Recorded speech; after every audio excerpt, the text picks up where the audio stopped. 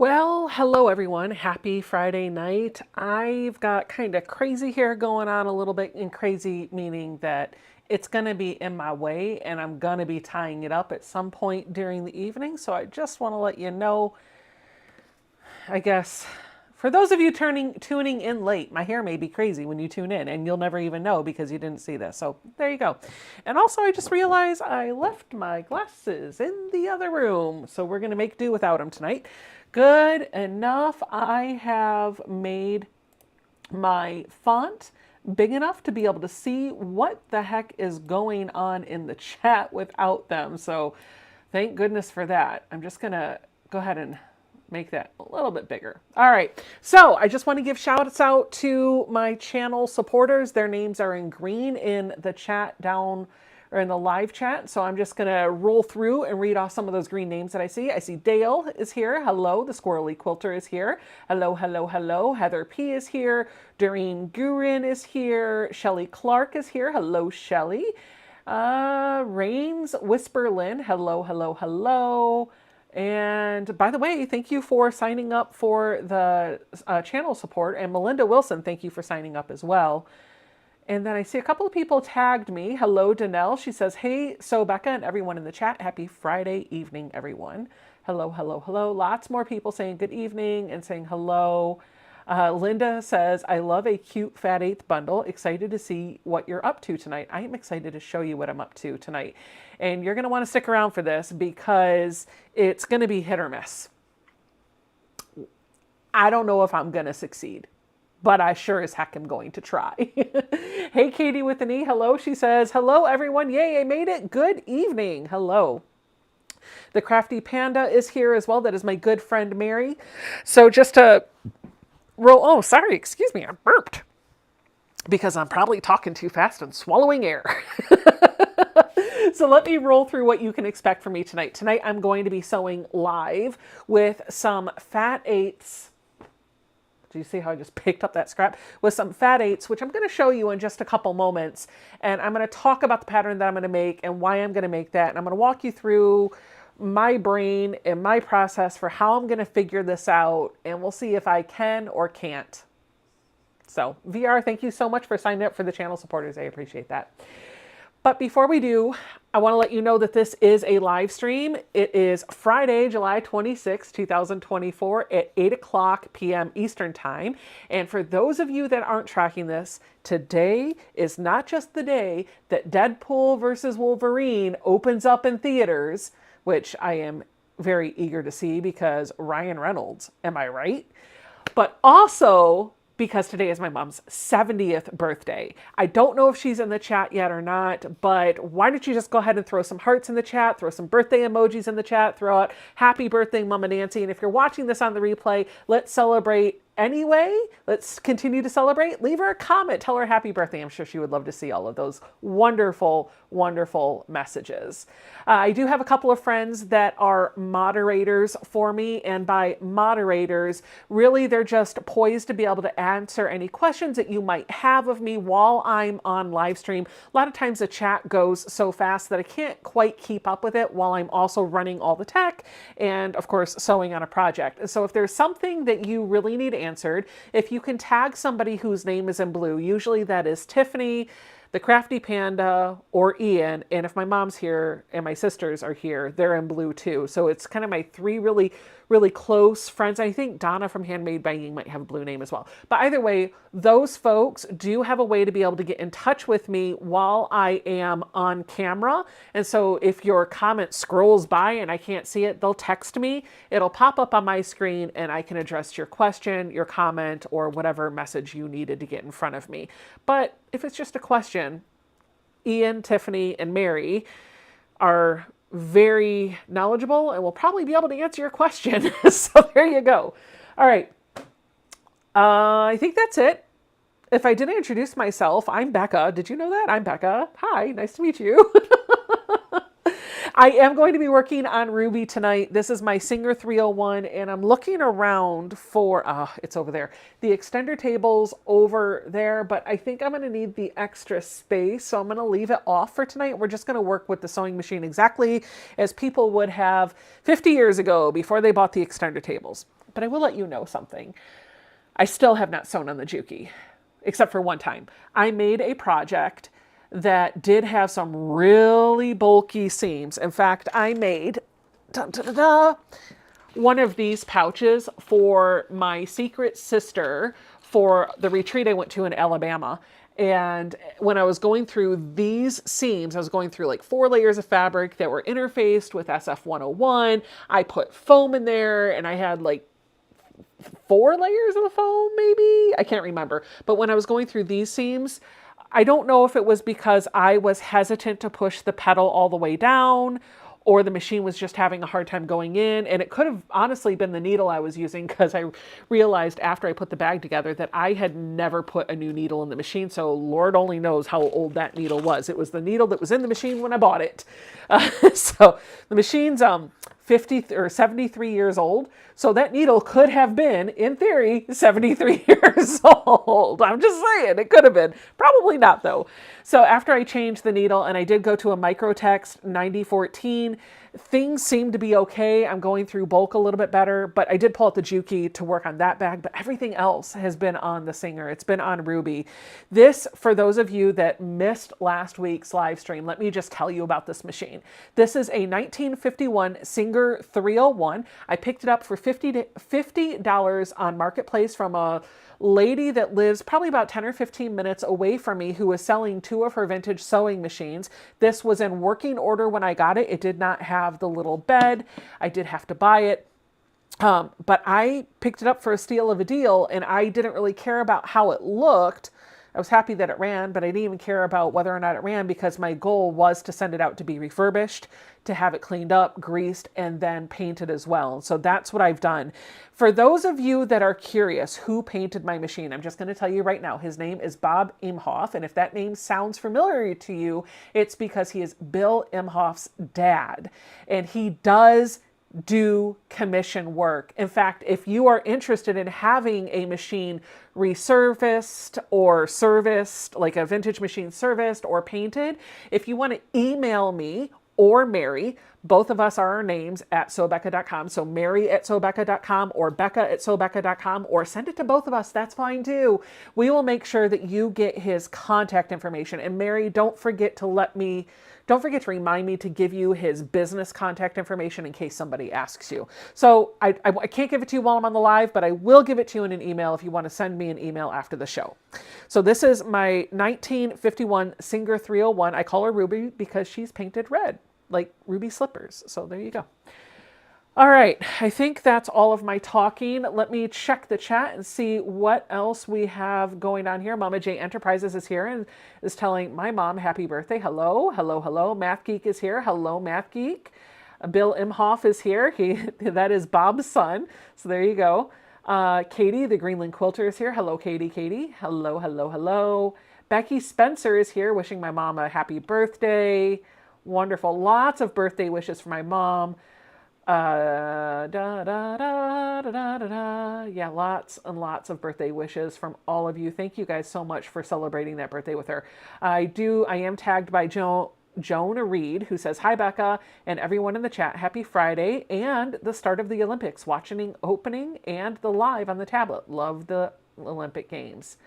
Steffi says, hello, and hello to everyone in the chat. Greetings from the middle of the night in Germany. Hello. Shirley Kessinger is saying hello to Mama Nancy.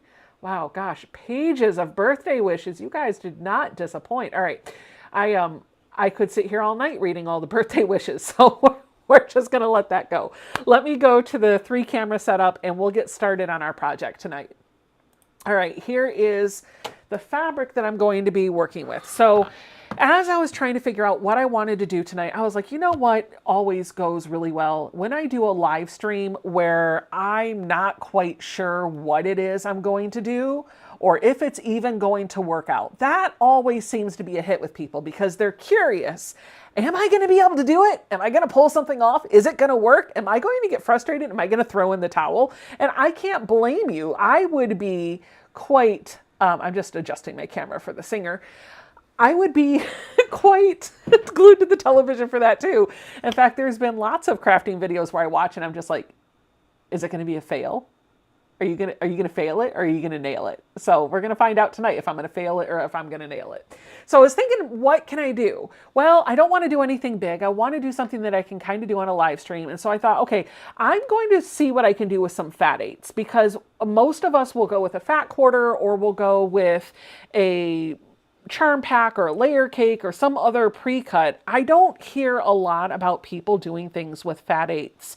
And I've kind of started subscribing to this theory that there's so much fabric in a fat eighth, way more than you probably realize. And so why not see what I can get out of that? Now, I don't think I'm going to be able to make a super big quilt out of these, but I could certainly make a wall hanging or something fun. So what I've got laid out in front of you is a 12-piece fat eighth bundle from, oh gosh, what was this line? Love Struck, I think? But it might have been Country Rose. I don't even know. All I know is this came in a sew sampler box. And then I grabbed this one too. This was from Christmas Eve. So same designer, different line, but it kind of goes with the overall blend. I also started thinking about, okay, well, that's great. I'm going to work with fat eighths. What am I going to do with a fat eighth? What am I going to do with a fat eighth? Well, a few months ago, I did write up a pattern and I put it in my Etsy shop. If you do exclamation Etsy in the live chat, you'll be able to get a link over to that. Why is my camera not up here? I do not know. Do not know. Oh, well, whatever. Whatever. So anyway, if you do exclamation Etsy in the live chat, you will get a link to the chat to my Etsy shop. I am sorry, I'm trying to zoom in so you can see me a little bit better. There we go. That should work. Two things at once. My mind does not work like that. So anyway, a few months ago, I wrote out a pattern specifically focused for fat eighths. I think it was called Stepping Stones. So it was designed to take a fat eighth bundle and no other fabric and make a quilt and make it super scrappy and super fun. I don't have that quilt here for me to show you, but you can find it in my Etsy shop. And if you're a VIP member on my website, that pattern is free for you to download. I didn't want to do something like that. I wanted something with a little bit more structure and a little bit more design. And the only thing that I could think about when it came to this fabric was, well, if they're fat eighths, maybe I just make a wallet. Or maybe I make a little pouch. Or maybe I make, I don't know, something functional, something useful. And I was like, no, I want to make a quilt. Even if it's just a wall hanging, I want to make a quilt. And so then I thought, you know what would be fun? What if I did a Bargello? Now hear me out. It's going to be a small Bargello because I only got a few fabrics here and they're all fat eighths. And the pattern that I found does have the cutting instructions. So I started thinking, if I'm going to do a Bargello, I know I'm going to cut my strips at 2.5 inches, and then I'm going to make some strip sets. And what I need to understand, because I know how to put it together and I can show you how to do that, is how am I going to cut them? What are the cuts going to be? Because I don't know what those are. And so I found a blog post that kind of walked you through how she does her Bargello, and you get that really sharp point and you come back down. And so that's the one that I'm going to use. And I've helped you out already, because in the description box down below this video, there's a link to that blog post that has all of the details that I'm going to go over. I'm going to be following that tonight. And also, if you type exclamation pattern in the live chat, you'll get a link to that as well. So that's what I'm going to do. And I'm going to tell you, she started off by saying that she essentially worked with 9 fabrics and some white. And so I already told you, I've got 13 fabrics here, and I need to decide which of these do I want to be in my Bargello. She started off with each block that she built was kind of a strip set of 3 fabrics. The first strip set was 3 whites together. So I'm going to build that out. And then there was a strip set of 3 fabrics that were color, 1 strip of white, another strip set of 3 colors, another strip of white, and another strip set of 3 colors. And I think that's where it ended because you didn't want a white to touch the white up at the top. And so I have to pick out 9 fabrics that I want to use in this, and I need to put them in groupings. I already know I don't love the browns. So if I take those out, I'm kind of limiting things, but my palette is overly pink. And so I want a little bit of contrast in here. And so I don't know if I want all of these browns in here because I don't love them, but I do like that one because it has the pinks in here and the reds in here, and it's a big floral print. And I really like this one. And I don't, if I'm going to have to get rid of some pink, I'm going to get rid of this one. So now I've got 1, 2, 3, 4, 5, 6, 7, 8, 9, 10. I need to get rid of one more. And I'm kind of thinking maybe getting rid of this. I'm just going to set this aside. So these are my 4 discarded pieces. They might come back into play later. You guys can help me build out what my strip sets will look like. So if I've got 9 here, and I do, now I need to build out strip sets. So my thought was these could kind of be in the middle a little bit. That could be one strip set. This could be another strip set. And this could be another strip set. The only problem with that, and that's actually not necessarily a problem, is I'll have a wave of pink, a wave of blue, and a wave of this, which may not feel very cohesive. But if I change that up,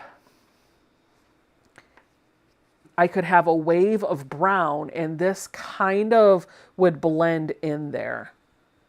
I could also change this up just a little bit and put a darker color in here so I've got some contrast. Unfortunately for the blue, this is all I have for the blue. So my blue would kind of look like this. It wouldn't be anything other than that. So let me know what you guys think.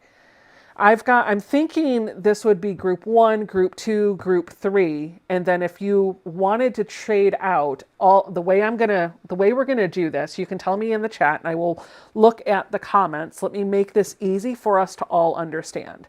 This is group 1, this is group 2, this is group 3, and we're always going to go from the left to the right. So 1, 2, 3, 1, 2, 3, 1, 2, 3. So if there's a fabric you think should be swapped, tell me the group and the fabric number. And then up here, 1, 2, 3, 4 is the swapping fabric. Just tell me what you would like to see, and then maybe we can come up with a nice palette together. Annette J says, hello, quilters. Hello, hello, hello. Hello, Donna Forrest. Welcome to the live stream. Roxanne Sexton says 3 pinks, 3 browns, 3 greens. Or, well, I don't have 3 greens. I have blues, though. So I could do 3 pinks, 3 blues, and 3 browns. So I could even do this. I'll give it to you both ways so that you can kind of see and decide which one you like better. Do you like those 3 or these 3? And then I would have those 3 pinks left over. You don't like the gray with the brown. Okay. The first one in group 3 with number 1. First one in group 3 with number 1. This. What if you did the brown group in the middle, but used the original pink so it could be an ombre-ish look?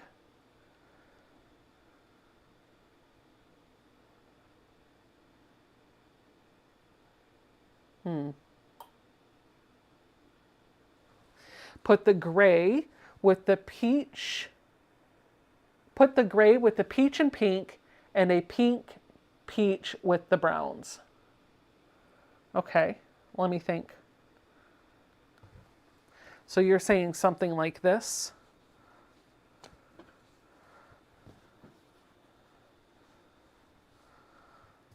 I feel like we got to break up the blue then.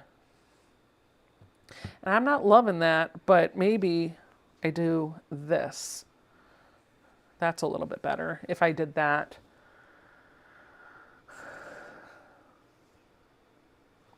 Mary says she would replace the gray with the pink checkered, like that.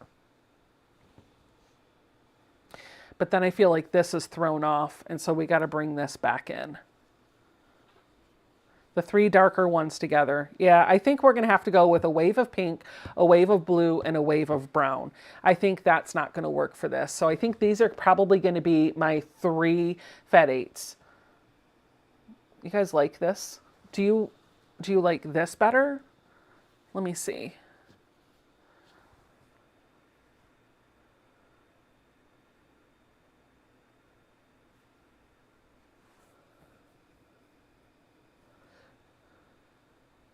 Yes, no gray. Okay, everybody's saying no gray. Got it.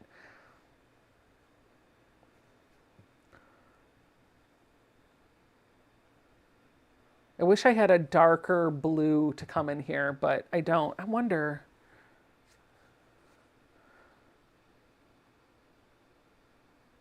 Put the florals in the center. Okay. Like that, maybe. And then here, we've got two florals over here, because that's what I had to deal with. And then here we have this. I will put the plain blue in the middle of the three blues.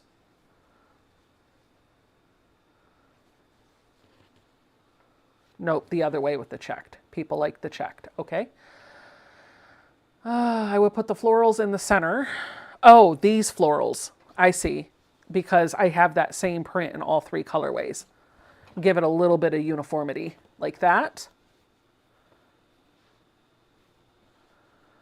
It's so funny too, when you move things around just a little bit, sometimes all of a sudden the fabric changes. So let me know if you think it should be pink 1 or pink 2 in that first bundle. Again, we're going to be making a small, Bargello with some fat 8s. I have no idea if this is going to work out or not. We'll see. We'll see.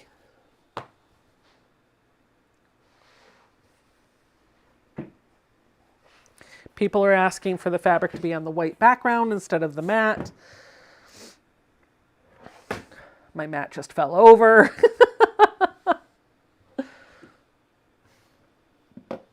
Pink 1, pink 2, pink 2. It's even right now between 1 and 2, but I'm starting to see more 2s come through. This is 2.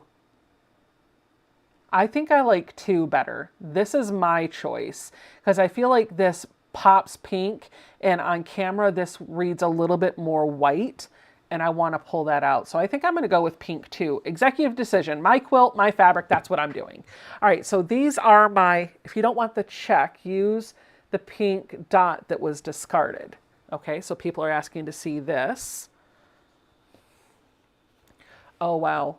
Then that makes it the same color tone. What do we think about the dot versus the star? That's what this is. Okay, so now to make sure we're talking the same thing, pink A or pink B? Final decision, and then we're going to get started. The hard part of this is that I am on a bit of a, there is a bit of a lag, so I say it, now I got to wait for people to start talking. The dot pink A, okay? So far this one, star, no. Terry just says no. Okay. Pink B star gives more pop. Dot, no dot. Dot, A, dot, B. Wow, the dots have it. The dots have it. A. Okay, that's what we'll do. That's okay because these will make a lovely scrappy project for something else. So now I need to starch these fabrics and start getting them cut. But before we do, I also need to cut some background. So this is what I'm going to be using, the white that I'm going to use to go with this. It does coordinate with this. So I don't know if you can tell on camera, but it does work with this fabric. Bye VR, see you later. Okay, where's my trash can? I couldn't get my trash can. Okay. Also, the bottom pink reads too red. Got it. Ooh, use the gray for binding. That's actually a really good idea because I do have some of that gray still on my shelf. So if I need to, I have yardage of that. All right, so I'm gonna go ahead and cut off one more chunk of this white. I don't think I need a terrible large amount. I'm just gonna cut off, I don't know, like 7.5 inches, which will get me 3 stripes.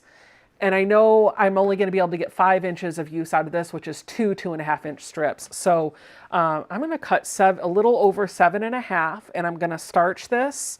Look, there's not a lot of yardage left on that. That's good. Use up the fabric. Use up the fabric so we can buy more. There we go. I did see in the chat a couple of people said, thank you for the seatbelt holder video that you uploaded a couple of days ago. If you did not see that video, please go check it out. I have been spending a lot of time in the car the past couple of months, and I came up with an idea to help stop the seatbelt from choking me. So I am a bigger girl, and one of the things that I struggle with in a car, even when the seatbelt is lowered all the way down on that side column by your door, the seatbelt comes on my shoulder the right way, but the shape of my body and maybe the position of my seat, I don't know what it is, but there's a combination of factors. It causes the seatbelt to start off going directly across my torso, but then after a couple of minutes, it usually just slides right up onto this side of my female organ, and it ends up cutting across my neck. And the only way I have found to get rid of that is to put my hand on the seatbelt down near the buckle and just kind of hold it there. Or every few minutes, I'm putting the seatbelt back, putting the seatbelt back, putting the seatbelt back. And it is annoying. It's annoying. So I was like, I bet I could do a binder clip on that to hold it in place, or maybe some clothespins or a safety pin. And I was like, well, why would I do all of those if I could make something? And I started thinking about, well, how would I make it? What would I do? And so I measured how wide the seat belt was, how much did I need to cover? And then I started thinking about, all right, well, how wide, when I'm holding that seat belt down there with my hand, about how much of that seat belt am I holding onto? And I took those numbers and I came in here and I whipped up that seatbelt extender and put some cam snaps in it. You could do Velcro, you could do a zipper, you could do whatever you wanted, but I put cam snaps in there and I put it on the seatbelt and I drove around with that in my car all summer. All of my road trips had that seatbelt holder in place, and it was a game changer. Even when I'm wearing dress clothes to go into the office and I've got those really nice chiffon blouses or the silky blouses, which causes the seatbelt to move even more, it doesn't bother me the way it used to. So definitely check that video out if you haven't done so already. Those are a 5-minute sew. Yes, there are other ways that you can solve that problem. I am not saying this is the only way to solve the problem, but this is the way I chose to solve the problem. And it's a fun little project to make, and it'd be a great stocking stuffer come Christmas time.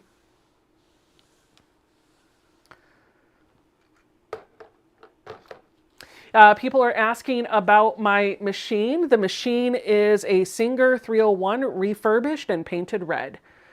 Zaza saying, who is the fabric designer for the fabric that you're using? Is it Lella Boutique? I missed that. Yes, it is.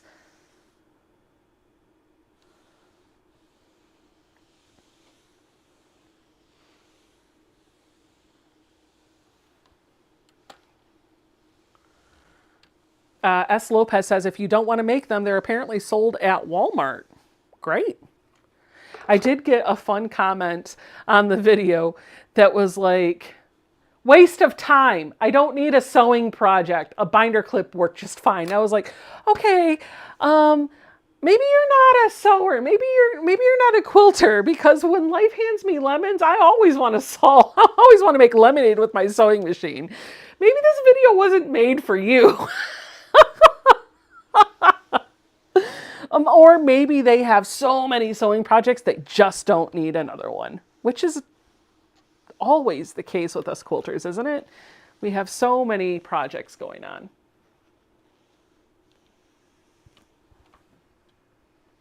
Zaza says, I don't have a large chest, so the seatbelt rubs my neck. I need one for there. There you go. Terry says, hello all, I finally made it to the live with Becca. Hello, hello, hello. I am starching my fabric. I'm using some fat 8s and some extra white yardage that I had on my shelf to make what I hope will be a mini Bargello quilt. We'll see if I fail it or nail it later tonight.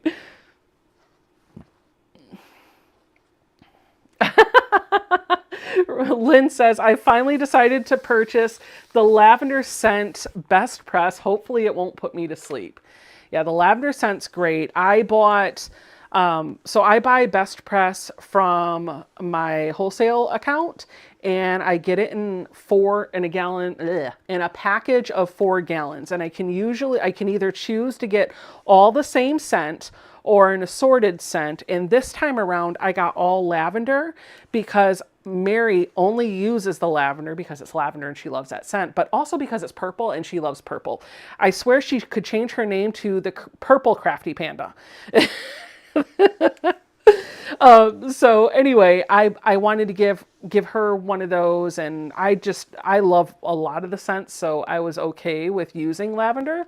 And so I bought 4 gallons of the lavender stuff and then took it to retreat and let everybody, which was so kind. It was so kind of me, but that's not what I meant. It was so kind, and I'm going to do it again next year. I'm going to take 4 gallons of Best Press to my retreat, or a gallon or whatever, and everybody can fill up their bottles with Best Press on me that week that I'm at retreat, because I can get it a whole lot cheaper than they can. So anywho, I bought 4 gallons of lavender and left most of it behind. I'm down to 1 gallon, so I'm gonna have to order some more. I will say, of all of them, I really do like the blue one. I think it's like Linen Fresh or Caribbean Breeze, or maybe both of those. I like those too. And they have a new one called Lemon Mist that I can't get in the gallon size yet, but I am tickled to try that because I love anything citrusy. Tina Hauser says, "Hi from Florida. I'm working on the Prairie Points for the first time ever. Hello, hello, hello." Zaza says 4 gallons of Best Press would cost 11 billion pounds here. Hello, Sean. Welcome to the live stream. What fun things do you have planned for your channel this weekend, Sean? And don't forget, guys, if you have a YouTube channel, you have to be the one that has the YouTube channel. You can't promote somebody else this way. But if you personally have a YouTube channel you would like people to check out after the live stream, if you do !selfie, the bot will automatically go grab a link to your channel. It'll drop it in the chat, and people can use that to open your channel, subscribe to it, and go back and check out the content that you're putting out a bit later.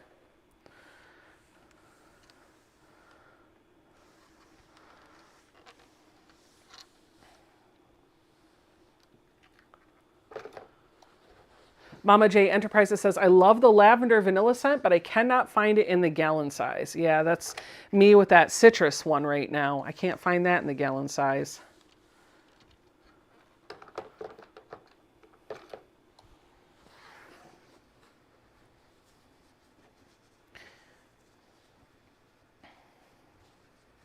!selfie, by the way, if I did not say what the command was. Although my regulars already know that, so there you go. Pressing my fabric. I'm looking at this and I'm wondering if I really want to start this with 2.5 inches, or if I want to make this with 2.5 inch strips. And let me tell you why I'm thinking that. Because I know each of these are fat eighths, and that means they're cut at 9 inches by 21, 9 by 21. So if I cut it at 2.5 inches, then I'm going to have a bit of scrap left over that I won't really do anything with. But if I cut it at 2 inches, I'll be able to get 4 strips out of each one of these, and I'll have less scrap left over. So I think I'm going to modify that blog post that I shared with you. Instead of cutting my fabric at 2.5 inches by the width of the fabric, I'm going to cut it at 2 inches. And then that's essentially going to give me, from each one of these fat eighths, 2 width of fabric strips. And you'll see what that looks like in a bit once I get through starching all of this lovely fabric.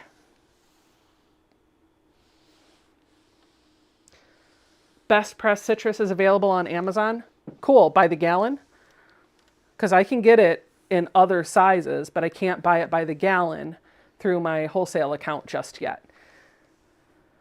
And the wholesale price is amazing. So I'm never going to pay retail for Best Press again. I'll use a different scent first or no scent at all. By the way, that's my other trick. So when I buy the 4-pack, the variety gallons from my wholesaler, it comes with 3 scents and an unscented. And I hold on to that unscented because as I run out of one scent, I use the unscented. I keep refilling my bottle with the unscented so that whatever was in there before gets diluted a little bit, a little bit, a little bit until it's all clear. And then once I have to refill it, I start putting another scent in there and I just keep topping off with that. That way I'm not diluting the strength of the starch. It's still doing its job. It's the consistency is still there. The formula is still there. I'm not watering it down. Oh, by the gallon. Okay. I'll have to take a look at it. Sometimes on Amazon, I'm surprised. I don't know how they do this, but there are some things on Amazon that the prices on them are the same price that I would pay for a wholesale.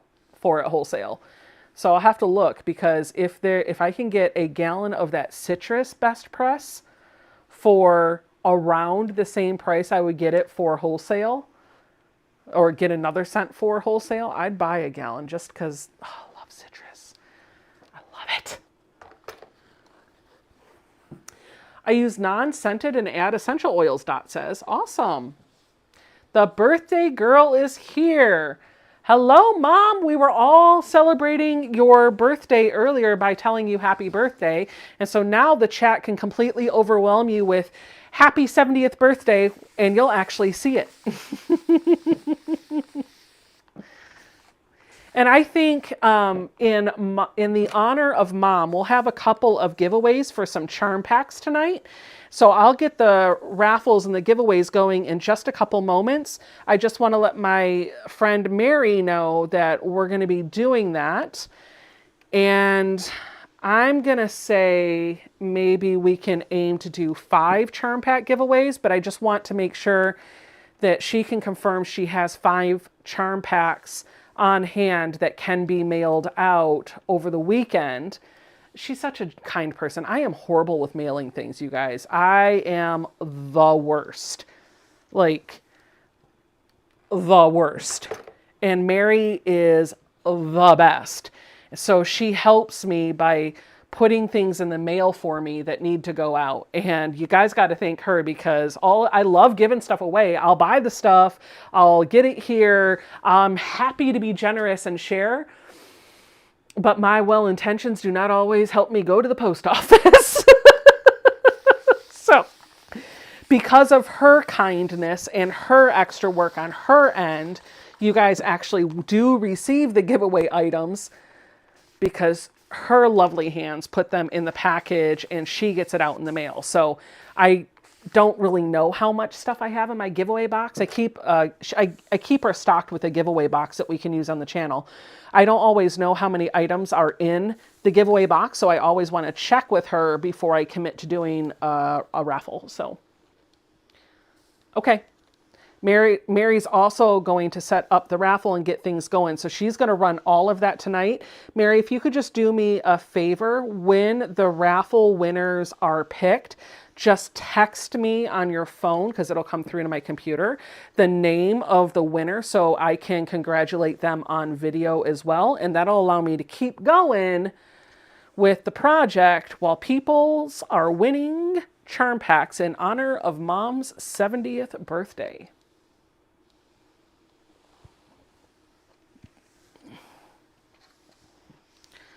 I am just talking fool tonight, aren't I? Hey, Alicia is my other sister. So you guys have seen Nicole Nunya in the chat frequently. That's one of my 2 sisters. Alicia Bryant, who's there in blue, is my other sister. She is a wannabe quilter. And when I say wannabe quilter, I mean, I keep telling her she needs to sew. I've even bought her a sewing machine. The woman won't sew, but she does love to color. So my Nicole and I have been sending her coloring books, color by number books, and different paint pens and markers and things. And she has been having a heyday of a time coloring things up. She's got a portrait that she was working on and sent us a picture of yesterday, and my days all run together, so it could have been a couple days ago. And she sent us a picture of it, and she's like, it's not what it looks like. From the color palette, it looked like the picture was going to be of the genie, but from the lines on the picture, it looked like it was the Sultan, Jasmine's dad. So I was like, oh, that's a tough one. Like I see the lines, the drawing, and I want to say it's the Sultan, but I'm looking at the color key down below the picture, and none of those are all colors of the genie. So she's doing the dishes right now. She said after she's done with the dishes, she is going to color while she listens in. So Stitch Quilt with Marty says, I think it would be so nice to have sisters that you are close to. I don't have any sisters that are physically close to me, but thankfully for technology, we're able to keep in touch with each other. In fact, Nicole, Alicia, and I have just started on Monday nights setting aside sister crafting time. My sister Nicole is an avid crocheter. Like, you'll never find the woman without a skein of yarn and a hook in her hand, ever. It's how she stims, it's how she soothes herself, it's how she copes with life. She just is always crocheting, and sometimes she's ripping it out and doing it 25,000 other times. We all know what that's like, right? Alicia doesn't get as much time to craft. She loves to bake, and she loves to color, and she loves to do fun things with her Cricut, but she hasn't really done a lot of paper crafting in a while. And so by setting aside a conversation or some crafting time for us on Monday nights, we get to join over a FaceTime call, just the three of us, nobody else.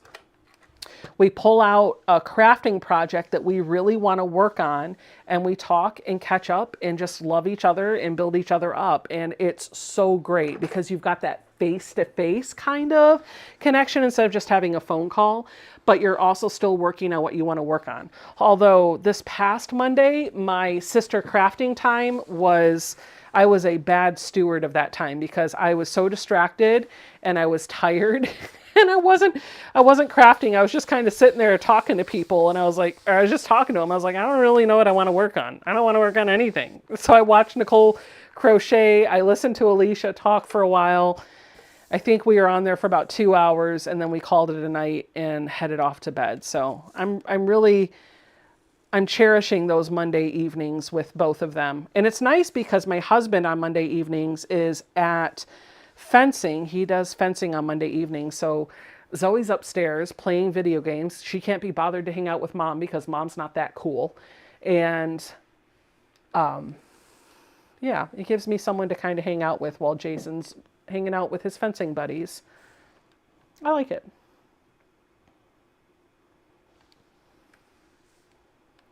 Kathy M says, happy birthday, Mama Nancy. I turned 71 last month, and my baby turned 47 a couple of days ago.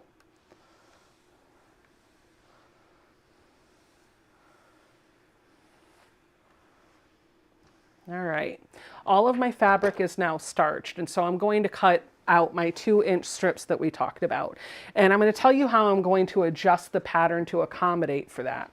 But first, we're going to cut this down into 4 2-inch strips. And the way I'm going to do it is take my fat eighth and I'm going to fold it so that the selvage edge, the 2 short edges match up and the wrong sides are touching each other. And then I'm going to do this number where I kind of scooch the fabric back and forth so that it hangs nice and clean and there's no twist, there's no turn, there's no bump. I'm going to lay it down in the mat in front of me and I'm just going to kind of pat that into place. This is going to help make sure that I get a nice straight cut without any of that elbows in my cutting. So I know I'm going to get 4 out of each one of these. All 4 of those cuts will be at 2 inches. So if I multiply 2 times 4, I get 8. So I know I need an 8-inch piece of fabric to work with. So the first thing I'm going to do is clean up this edge over here. And to do that, I'm going to put a line that's on my ruler right on that fold there. And then I'm going to make sure that both of the layers that I'm cleaning up here are extending past that edge of my ruler.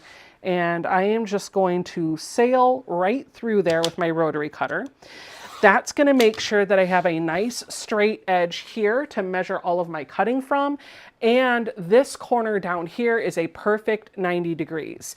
Now I can pick that up very delicately and just gently turn it over so that that nice cut straight edge is now on my left-hand side because I'm right-handed. I'm going to put that 8-inch line right on that cut. Hi, Zoe. And I'm going to put a line on the bottom of the ruler right here on the fold, and I'm going to cut this off. This is excess that I don't need anymore.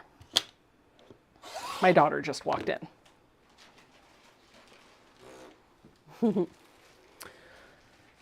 Now I want to cut 2-inch strips out of this. So this is 8 inches.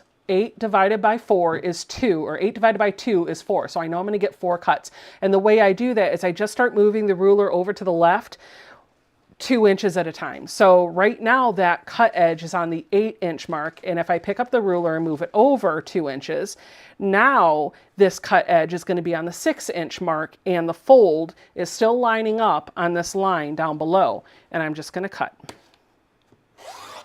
There's 1. I'm going to pick up the ruler, move it over 2 more inches, 4, and cut. Pick up the ruler, move it over 2 more inches. Now it's on the 2-inch mark. And cut. And there I have my 4 strips, 2 inches by 21 inches because I'm using fat eighths. And this is my scrap, my leftover, my waste. It depends on who you are. Tiffany would probably keep this piece and not this piece. So I would probably not keep either one of them, but that's me. I'm going to walk over and turn my AC down a couple of degrees because I'm starting to get a little warm. A little toasty.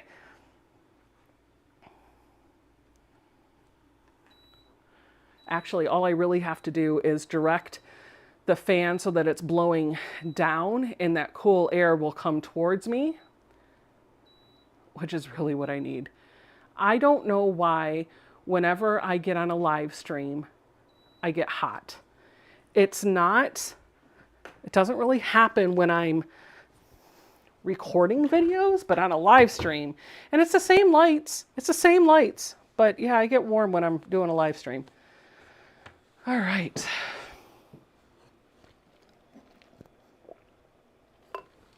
A sip of tea, and we're off. Now, I know somebody out there is probably asking, Becca, why are you not using your stripology ruler that you bought and showed off last week? And I'll be honest with you, I don't know where it is. Oh, wait, no, yeah, that's not it. I don't know where it is. Oh, I found it. So let's try using the stripology ruler. The reason I grab it when I start is because I am so, oh, this is going to be, okay, we'll do it this way, yeah. The reason why I didn't grab it when I started is because I'm so used to doing all of my cutting with this 8-inch by 12.5 or 8.5 by 12-inch Quilter Select ruler. I don't need, and I haven't, or I shouldn't say I don't need.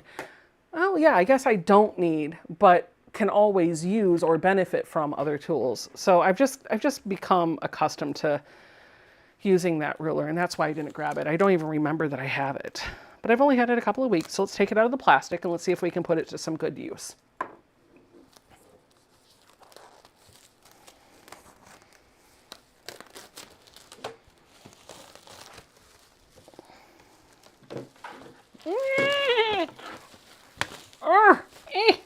Oh my goodness, it's big. All right, I'll throw that away, keep the instructions, put this here, get this out of the way, get this over here. I want to make sure that I have Mary's text messages up front and center. There we go. That way, if she texts me, I get it All right, there we go. And then back over here. Okay, cool. Let's cut a couple more. And this time I'm going to try to do 2. No, we're not going to get crazy, y'all. We're going to do 1 because I want to see if I can do it. So the way the lady kind of mentioned it at the store is by using the Stripology ruler, you don't have to clean up like I was doing before, but she did mention that this black line going down along the bottom, you should really put your fold or your fabric on that because you have these little teardrop shapes down by where the numbers are. And sorry, I'm rubbing the microphone with my chin. Let me fix that. It can be a little difficult to get your rotary cutter in there. So she said to always line up the fabric fold on one of the lines above that. So I'm actually going to go a little bit further above. I'm going to go on that white line. The important thing is that the fold is on one of those lines. That's what's going to give us that 90-degree cut. Now, the other thing that I have to look for is I know I want 2-inch cuts. So I'm going to look at the even numbers, 6, 8, 10, 12, and 14. And as long as the first and the last are on the fabric, then I should be good. Let's see how this works. This is my first time using it. Nice, that definitely went through. Nice, that went through. Nice.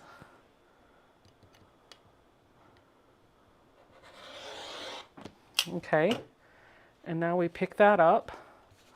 Do I have all of my fabrics cut? What's the consensus? We have my discard piece. Did I cut them all the right size? Yes, I did. Wait, this one did not cut. Why did that one not cut? Let's try it again.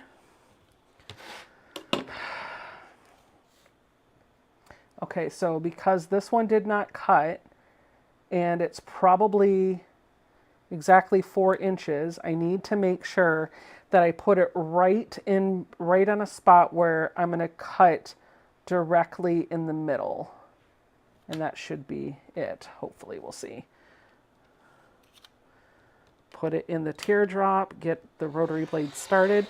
I swore I heard it cutting. I don't know why it didn't. Okay, but they're there now. Let me just test to make sure that they're the same width. They are. Okay. What do you think? Should we step this up and do 2 pieces now? Still a little wonky with it. Still a little nervous.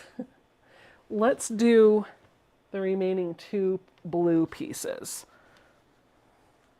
As long as we set this up so that I can see the fold of both and make sure that they're nice and parallel to one another, then I should be good. We'll place this on the mat.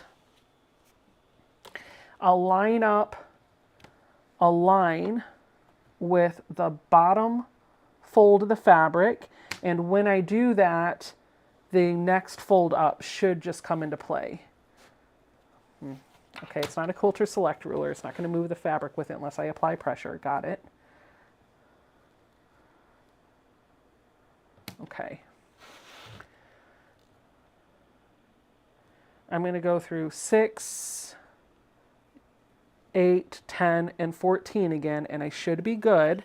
See what happens. Start it in the teardrop, get the rotary blade going, cut all the way through. I swear it sounded like it sounded like I didn't cut through, and I definitely didn't. Okay, let's go through 12. I'm going to go through a second time because, okay, yep, no cutting. Let's go through 10. Let's go through 8. And let's go through 6. See what we have to work with here. 1, 2, 3, 4, and scrap. Yeah, not bad. I bet I could do, this was technically 4 layers of fabric under there, and it felt pretty comfortable. I don't know that I would do more than that underneath this ruler, But honestly, when I'm cutting strips and I'm trying to be precise about it, I don't want to get too thick of a stack underneath my ruler because I feel like your measurements can be a little bit off. Oh, I did skip the 2-inch mark. Not a problem. Thank you, Gail. I appreciate that. She's like, it didn't cut because you skipped that one. Awesome. I was pretty sure it was user error. I am going to try 3 pieces. By the way, this is Love Struck by Lala Boutique. I just saw that in the selvage. I'm going to try 3 fat 8s folded in half, and let's just see how that works.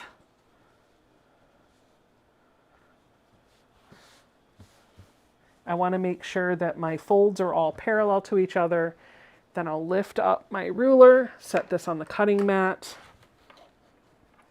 line up a line on that bottom fold, and then check to make sure that 2 inches goes all the way through. 4, 6, 8, 10 definitely goes all the way through.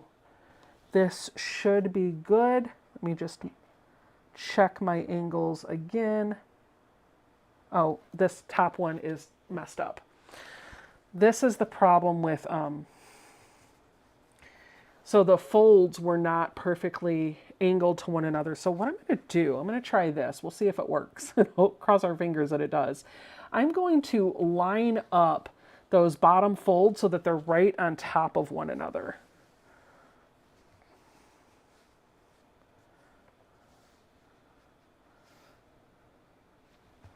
This is probably asking for a mistake. This is probably asking for a disaster, but we'll see what happens. Hold on. Hold on. We won't cut anything until we're sure that it's okay. And if it's not okay, then we'll do it the slow way. I think it's okay. So what I'm looking for, I've got the 3 folds and it's kind of hard to see because it's a little too far away from you, I'm sure. But the bottom fold is right on that white line, and then the other 2 are the same distance all the way down. So I'm just gonna wing it. We have 2 and 10, which is our first and last cut, and they're going through all of the fabric. So let's go start at that 10. I'm gonna put it in the teardrop, get my blade started, sail through all 6 of those layers.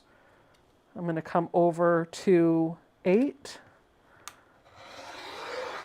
Come over to 6, come over to 4, come over to 2.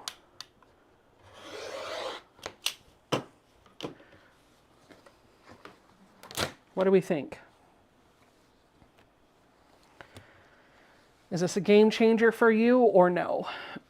Pam Connolly, thank you so much for entering the raffle. Your name has been drawn. You are the winner. You have just a couple of minutes to pop in the chat and let Miss Mary know that you are claiming your prize.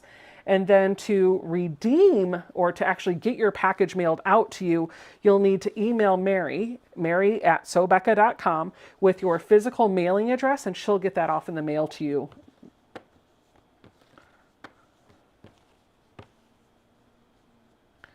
All right, there's my pinks.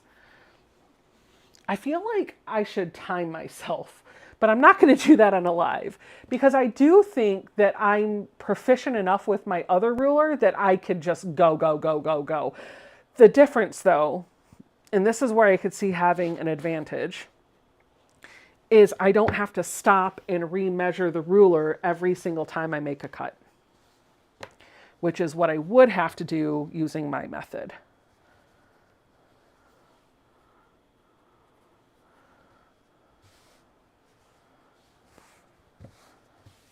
Okay.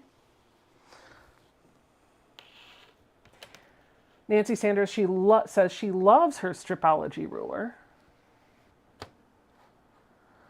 I will tell you, Pat Strawhouse has been a big proponent of this and has told me, I've been to a couple of retreats with her, and she sings the Stripology praises so many times, and I'm just like, yeah, I don't know, I don't think I need it. I could see using this for the right project. The nice thing about this, once you get the muscle memory going, like it's just doing what needs to be done. Ooh, it sounds like it didn't cut all the way through. It did not. Okay, 4. because the ruler's not moving if you laid it there the right way. 1, 2, 3, 4, and scrap. Make sure they're all separated because I think, yep, these are not separated by just a little bit, but a pair of snips will fix that. There we go.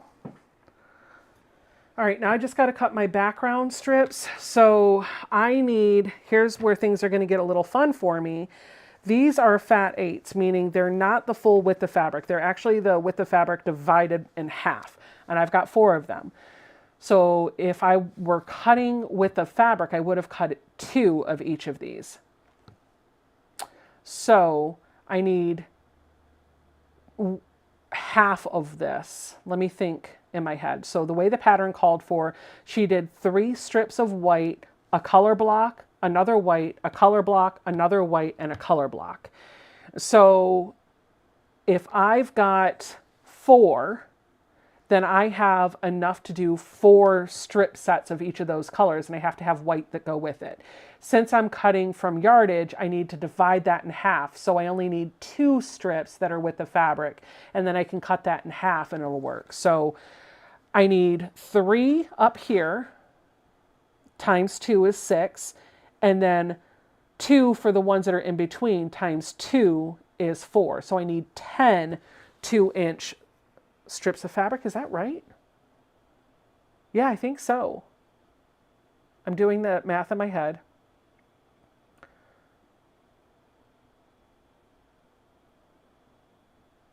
Two. Yeah, that it's 10. Okay. Either way, if I cut too much, then I have extra 2-inch strips that I can use as leaders and enders. So it'll be fine. All right, here we go. Because this is white fabric, I am just going to do 1 cut of fabric at a time. This is also width of fabric, and it is folded under twice. So I'm going to do 4, 6, 8, and 10. 10, 4, 6. I don't know what I'm saying now. Have you tried putting the 0 on the left and moving over to the right to the 2, 4, 6, etc.? You could. I don't necessarily need to do that because I just need to make sure that they're 2 inches apart. If you did that, then you could also use this black line, which I'm realizing I could make that easier to see. This black line you could use to line up on your fabric, but that'll just give you a second point to measure from. Nothing wrong with that, but don't necessarily need to do that if I don't want to. You'd see it's been working fine without that.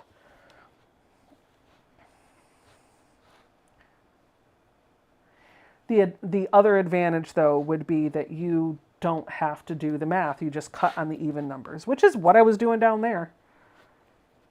6 is an even number, 8 is an even number, 10 is an even number. Okay.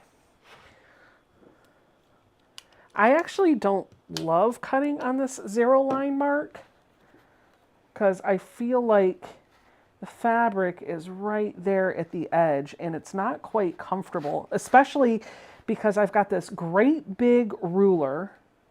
I'm trying to do it for you, but I've got this great big ruler and this little mat and this little desk to do all this on. So it was actually, you know what? I love you, but we're going to do this my way. I apologize. I can't do it that way because I'm trying to make a big mat on a big ruler on a small mat work on a desk space. And I don't need to get all the cuts the entire width of the ruler, so it'll be all right. But you could absolutely do that. That would be fine. I think it's actually more difficult for me in this current configuration. There we go. And I do believe that will do us. So now we can get to the sewing. Not bad, not too shabby. Here are all of my strips. Roseanne says, I like to be odd. No worries. Okay. So now when we look at the brain fart, when we look at the blog post, the way she did it, we're going to have to rebuild out my strip sets because I just made a big mess of everything when we did this. She took 3. My puppies are sitting at the door staring at me. Please, Mom, can we come in?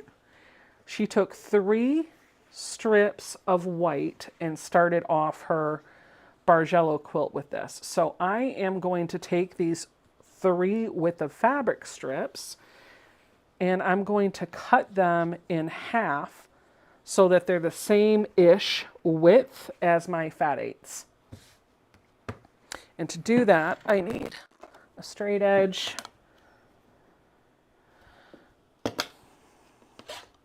Give me one moment. They're whining at me. No on. Go on. Go, go, go. Go on. Go see Daddy.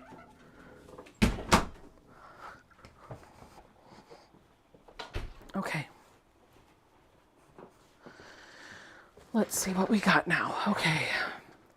Here.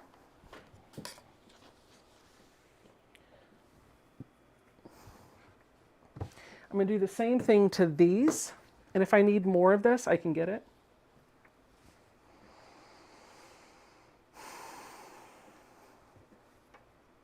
I'm going to cut off that middle fold just a little bit. Stack this up so it's nice and straight. Line up the ruler.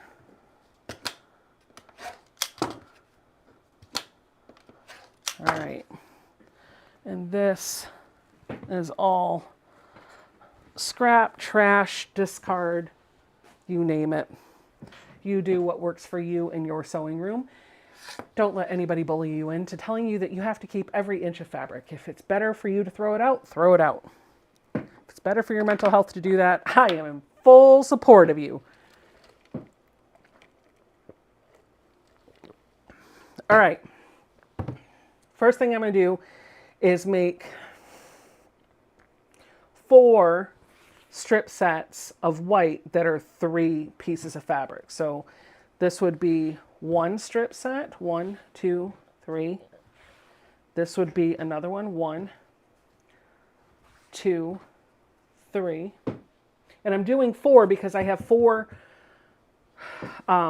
piles of each fabric. That's 1, 2, 3. 1, 2. Wow, that one's way longer. Whatever, we're going to make it work. 1, 2, 3. 1, 2, 3. And then I'm going to have to cut more white. I think I got it wrong on the cutting of the yardage, not of the strip sets. So, oh, well, that goes over here. Let's make my first strip of 3. And you could skip this by just cutting a section of white.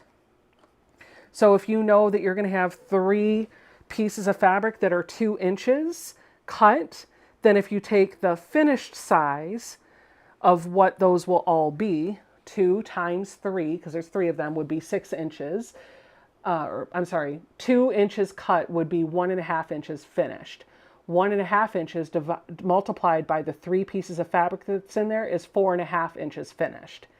Then if you add a 1/2 inch on to get your seam allowance, then that would be 5 inches. So you could just cut a 5-inch piece of fabric, or if you were doing 2.5 inches, it could be 2.5 inches is finished at 6.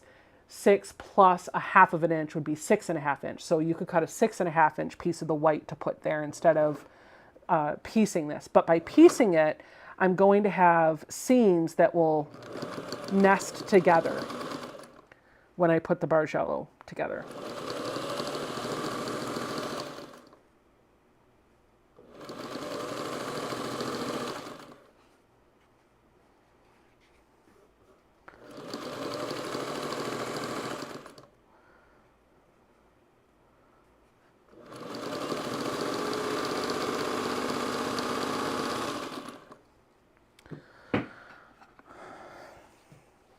I'm going to go ahead and start my second set.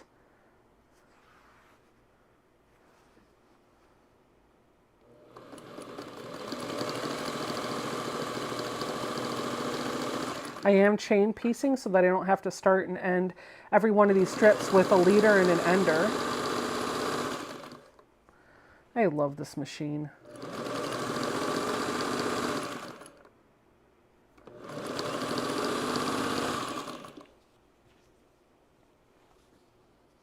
Thank you, Becca, for saying that about fabric. I'm on my 7th t-shirt quilt, and I always offer to my clients, and they say, no, I really don't want that fabric. You're all, like, listen, it's your sewing room, it's your money, it's your fabric, and what might be right for you may not be right for some. The facts of life. Yeah, is that the song? Yeah, I think so. What works for you may not work for somebody else. You've got to do what makes you happy in your journey and stop worrying about making other people happy. Focus on your happiness first and let the guilt and the shame of not doing it the way that somebody else does it go away. It has no place in your secret place. It has no place in your crafting space. It really doesn't.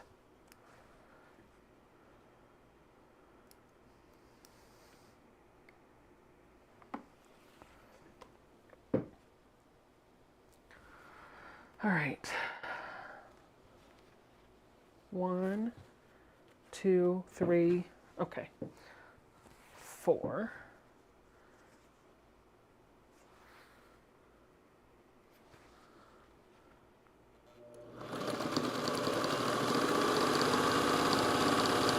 I love the way this machine sounds.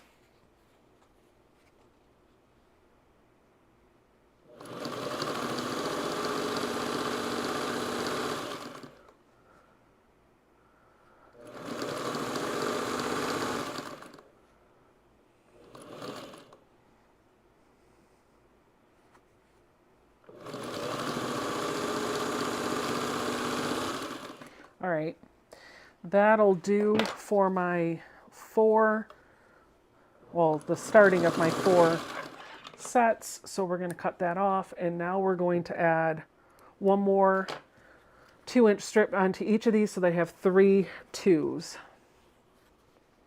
Becca, what is this slant you talk about with your 301? So you can't really see it in the camera from back here. But the needle is slanted towards me, and the foot is slanted that way too. It is called a slant shake. If you look up on Google Singer 301, look on YouTube for a Singer 301 video or overview, it'll show you in better detail how the needle is actually slanted towards the sewer, the quilter. Maybe if I come, I don't know if this will help, but maybe if I go back to the one camera and I do this, I don't know, let me get this to focus a little bit better. See if I can bring you in. Do you see how that's at an angle? My camera's not crooked. This is angled towards me. Hope that made sense. And the benefit of it being angled that way is it makes it easier to see. I have been sewing on this 301 on a tabletop. It's not even recessed into my machine, or I'm sorry, into my table since I got it. And I can see everything perfectly. Also, the light that's up here and here, there is something like a bulb or glass or whatever that focuses that light right to here. So for an older machine, this thing is really well illuminated. Like you can see your fabric, you're good.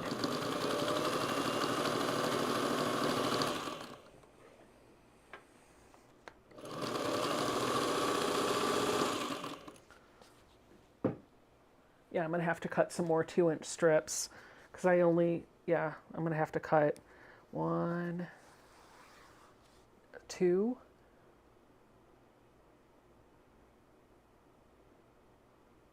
so 4, yeah, I think I'll have to cut like 4 more pieces. I have the yardage for it, no big deal. So like another 8-inch cut of yardage should do it, but I think I'm going to be safe and I'm going to cut a 10-inch piece because I'm not confident that my math is right. Might even cut 12.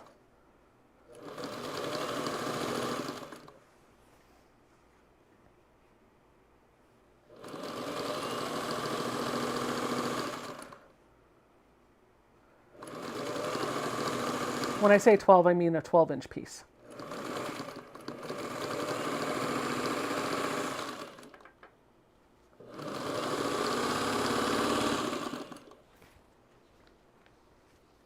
Yeah, I need only 4 times 2, so I only need 8.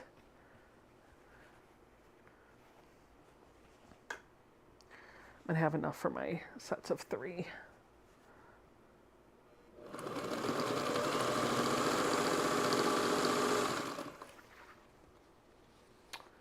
Dot, congratulations on winning the raffle. Make sure you reply in the chat. Let Mary know that you see that you've won. And you'll want to send your physical mailing address to her, mary@sobecca.com.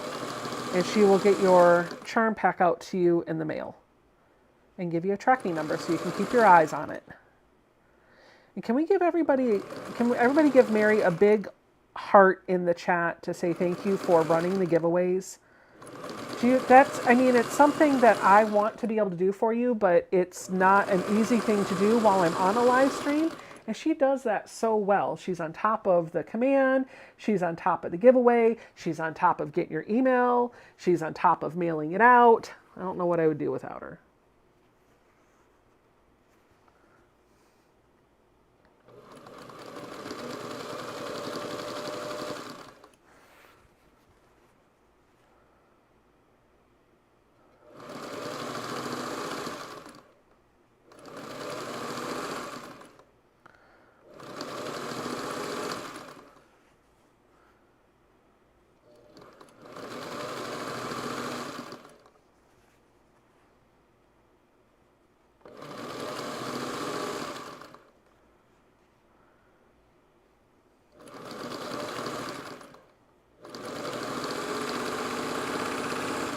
All right, those are my sets of 3 of my white. Now I need to cut the white that's going to go in between the color blocks. So I've got 2 sections where that's going to happen. So I need 2 piles of them, and I need 4. So 4 times 2 is 8, but that's on the half of the width of fabric. So I don't need to cut 8. I only need to cut 4 2-inch pieces. 2 times 4 is 8. So I'm going to cut a chunk of yardage at 8 inches by width of fabric. I'll starch that and then subcut that down. I'm actually going to give myself about an extra 1/2 inch or so, maybe 1/4 of an inch, just to kind of clean things up a little bit. All right. Get my iron going here.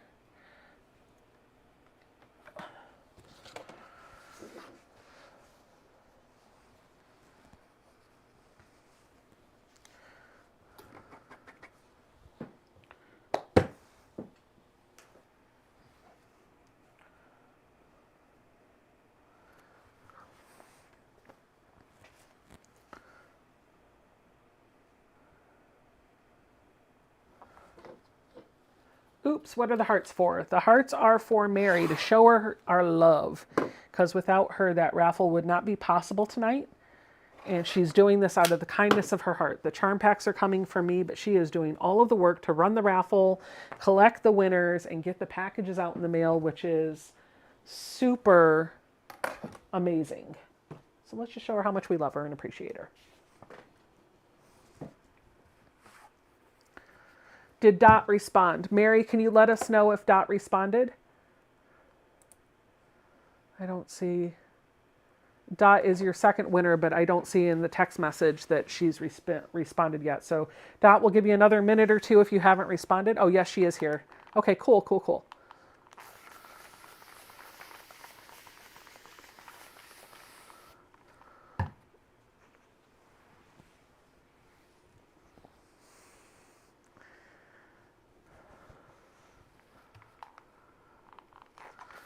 If you guys want a copy of the pattern that I am modifying and working on, it is exclamation, yes, Dot responded. Thank you, Mary. It is exclamation pattern in the live chat, or if you're watching this on the replay, it is in the description box down below this video. It is a blog post that walks you through making a wall hanging Bargello. That's what I'm going to be making if you want to see how it's going to look, hopefully, if I nail it. But if I fail it, it won't look that way. So we'll see. We'll see. I am at the point where I'm starting to sew my strips together once I cut this fabric down. So it should start going together relatively quickly. Kalana Brown says, I can identify as a dot, LOL. Maybe you'll win the next raffle. Sandra Campbell, Joan Reed, so many hearts. You guys are so amazing.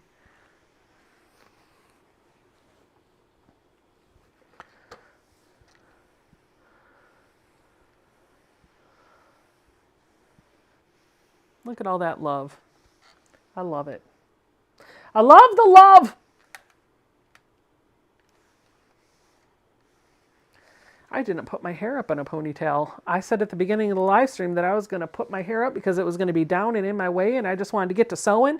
Here I am, an hour and 20 minutes in, and I never put my hair back. Dorothea says, my nickname is Dot. Not close enough. Not close enough. Go by the YouTube name.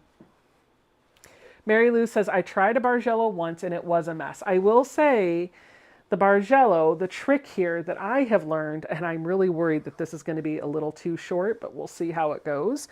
The trick that I have learned is keeping yourself labeled and organized. I am pressing my seams. Two of each set are going to have the seams going down, and two of them are going to have them going up, because that will allow them to nest when it's all going together. I am nervous that on these strip sets I have an overhang of about that much. So I may have to deal with that when we get to the later parts of the quilt. We start putting this together, and that's going to be really easy to recover from because I can always just cut another few 2-inch pieces and piece them together and cut them down to what they need to be. So I'm not going to worry about it right now. But I think what happened is the piece that I cut these strips at wasn't quite a width of fabric piece. It was in with the yardage, folded up nice and tidy in the package. I just assumed it was with the fabric and I didn't check, and I'm looking at this and I don't think it was. But I think we'll be able to recover because I still have some of that yardage left. Final birthday raffle just started. Awesome. So there's only 3. We're only doing 3 tonight. That's fine. 3 is plenty. Like, 3 is plenty.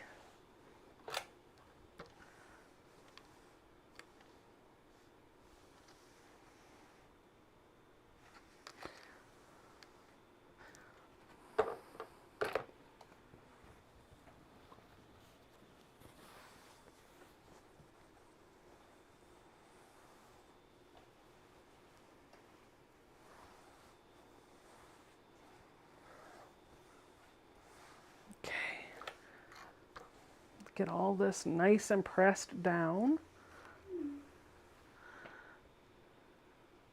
Okay. Got it, Mary. I got your text. We're good.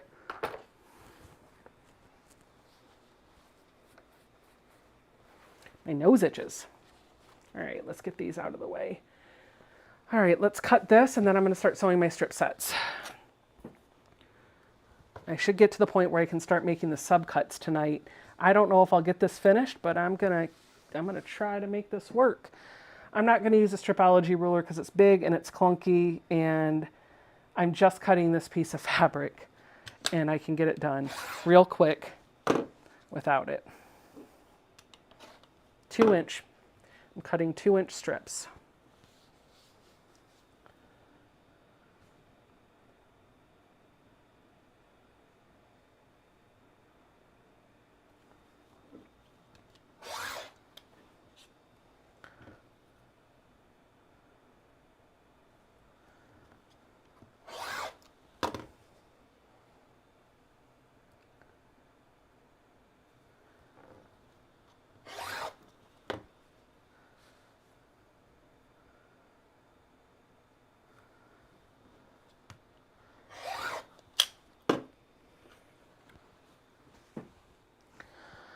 All right, and then I need to cut these in the middle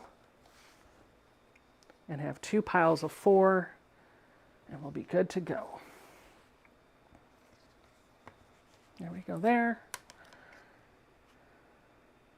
Line up my ruler, cut through all that, cut it again, because I had a thread that didn't want to come undone. And we'll have 2 piles of 4. If I did this right, 1, 2, 3, 4, 1, 2, 3, 4. Great. All right, let's build out our strip sets. And this is where I need a little bit of help because I got to remember how these went. So I'm just going to take this. I think we said we were going to do the floral, this one in the middle of each one, like that. So I think that was my blue. And then for the brown, we are going to do the same thing. It was always going to be this one in the middle. This was going to be on the bottom, middle, bottom, middle, bottom, middle, bottom, right? That's what we were doing, like that. That's my second strip set. And then this was going to be floral, 2, 3, 4 here. 1, 2, 3, 4 in the middle, and 1, 2, 3, 4 here, right? Looking really quickly in the chat to see if anybody disagrees with how we remembered it, because this is what I think my brain had.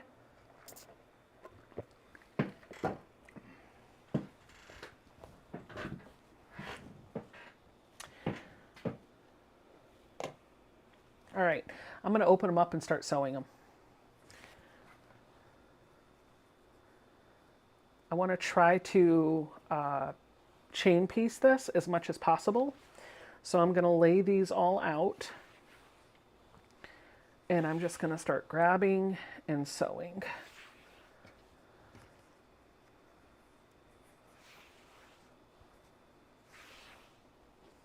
Okay. Here we go.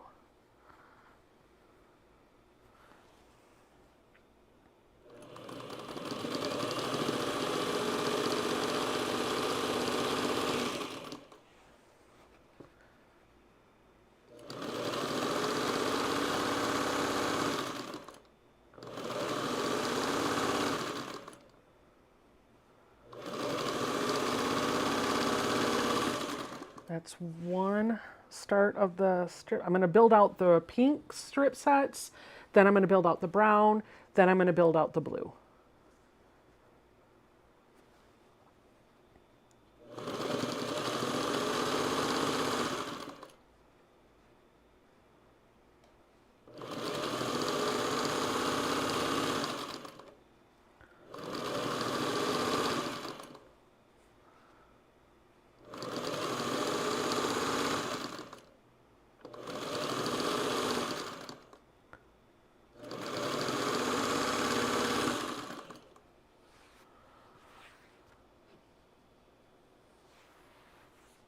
No worries, Lynn. If you put exclamation raffle in more than once, you're still just going to get the 1 ticket. So you don't have to worry about the raffle giving you multiple tickets. You'll be okay.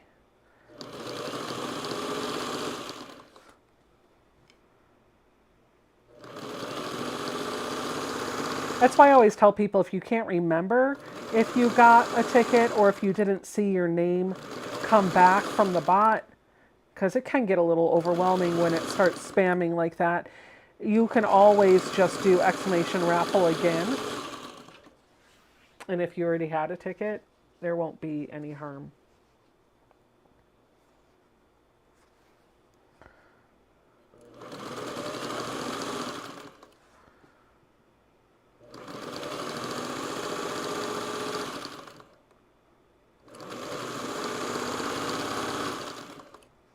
I did make a purchase this week that I'm really excited about. I got a Sew Steady table insert for my cabinet so I can put the 301 down inside of here. I'm really excited about that.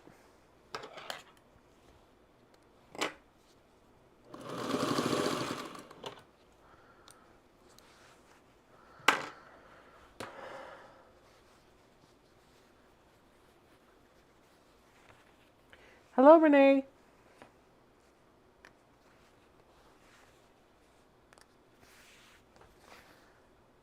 All right, now that I'm building these out, I just need to make sure that the next piece of fabric is going against this floral, because remember we said we wanted the floral to be in the middle. So I'm gonna open up these 4 pinks so that I just have to grab them and go.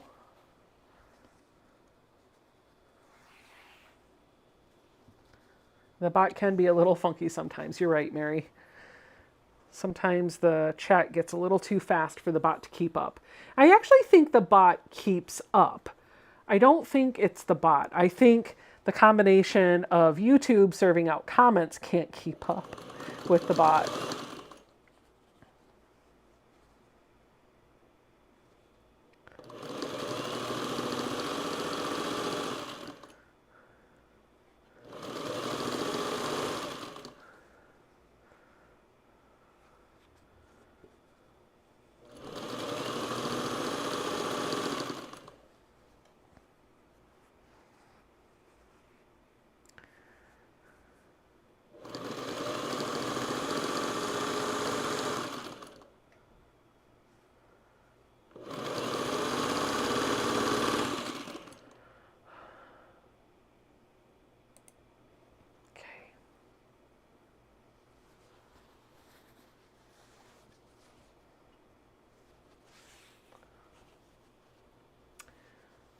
Sending love and dedication to So Becca and for all she does for all of. Oh, you're welcome, Mary.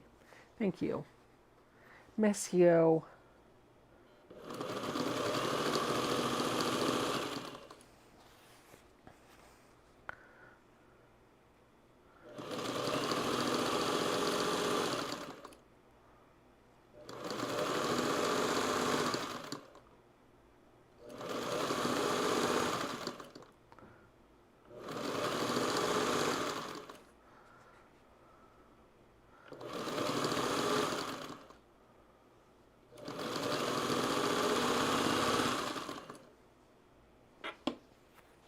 Sorry if I missed it, Becca, but did you tell us the name of the fabric line? Yes, it is Love Struck by Lalo Boutique.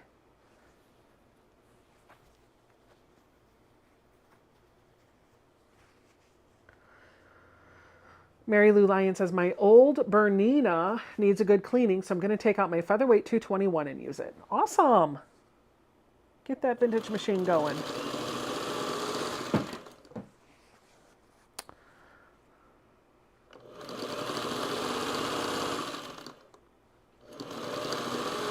I'm still in my honeymoon with my singer. Still in my honeymoon phase.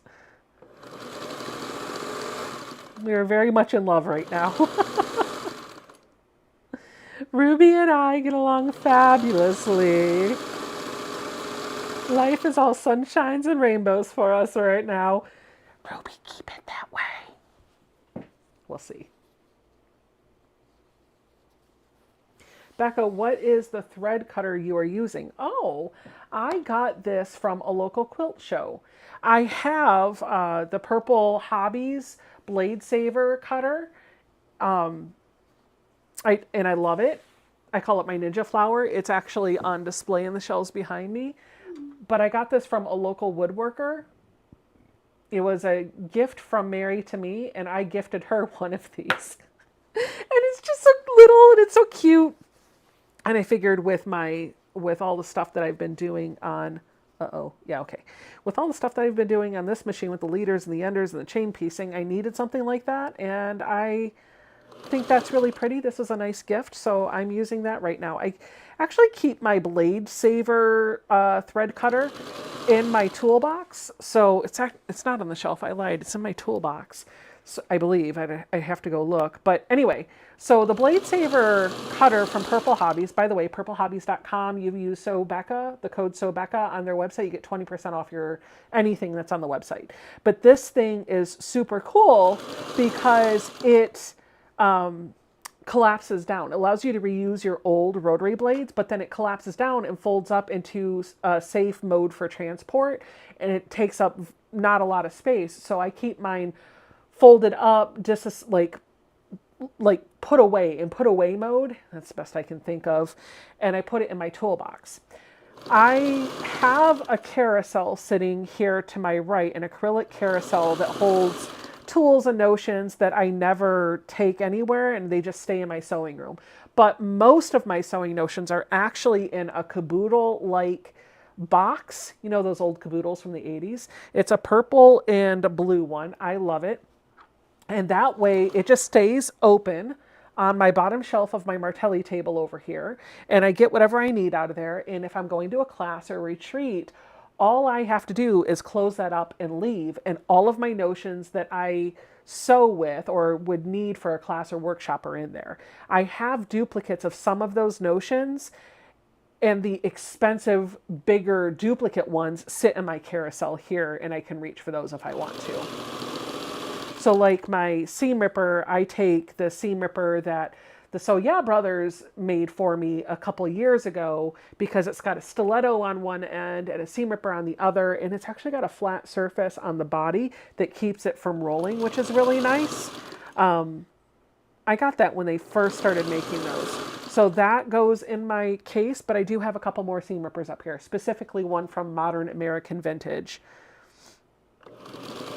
The tools from Modern American Vintage are beautiful and I love them, but they're too big for they take up too much room in my tackle box, so I opt to leave those at home. Plus, if those walked off, I'd be mad. But if somebody walks off with something that can be easily replaced, that's fine. Or if I leave it behind or whatever, because I have lost stuff.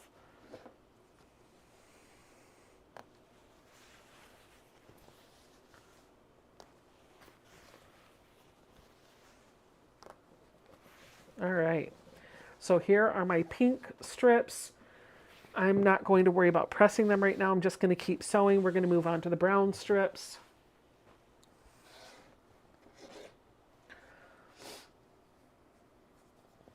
Are the giveaways a surprise? Yes. The giveaways are always a mystery item from my giveaway box.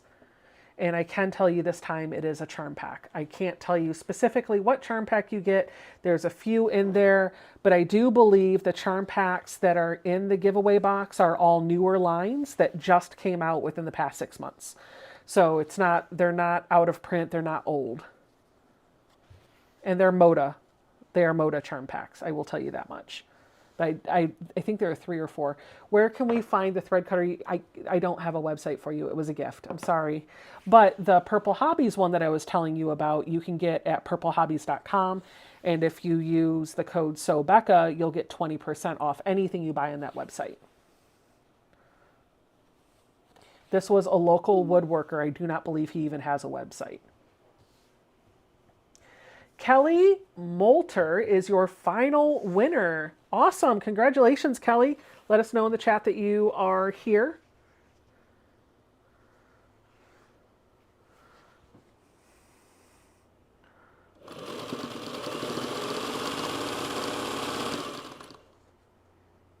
And then send your email with your physical mailing address to mary@sewbecca.com.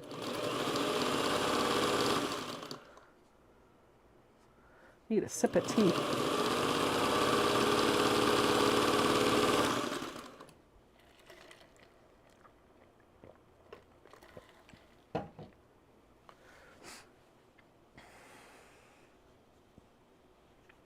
Thank you, Mary, for doing exclamation purple in the chat.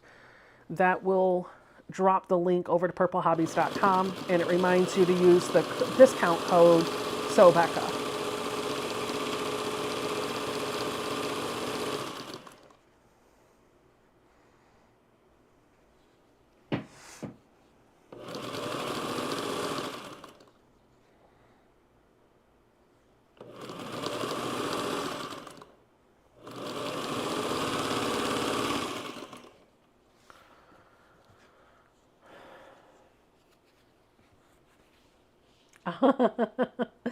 Bernie says, I have the Purple Hobbies one, but I would like to have a cutie like yours to leave at home also.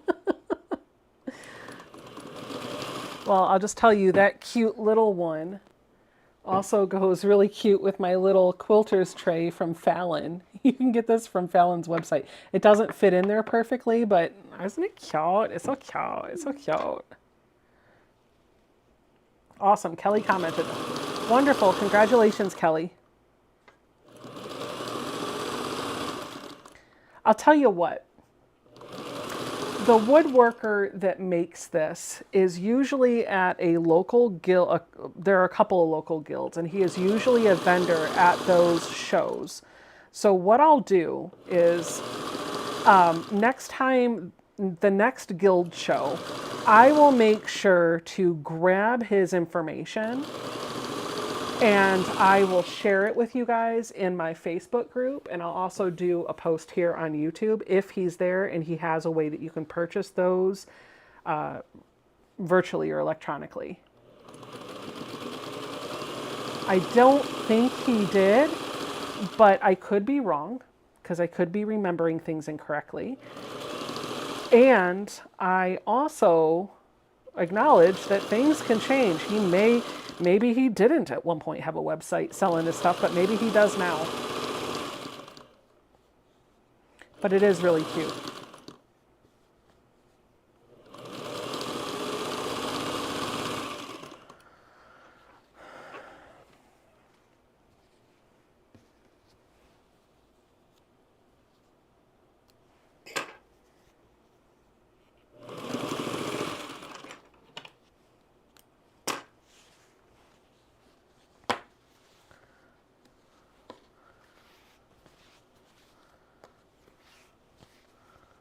I love this little singer.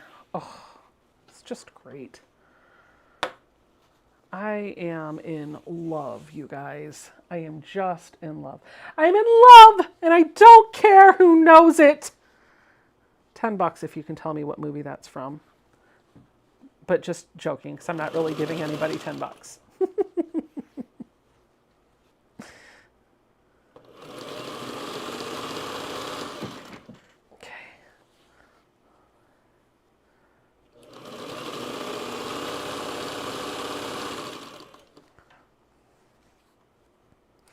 Facts of life. The facts of life.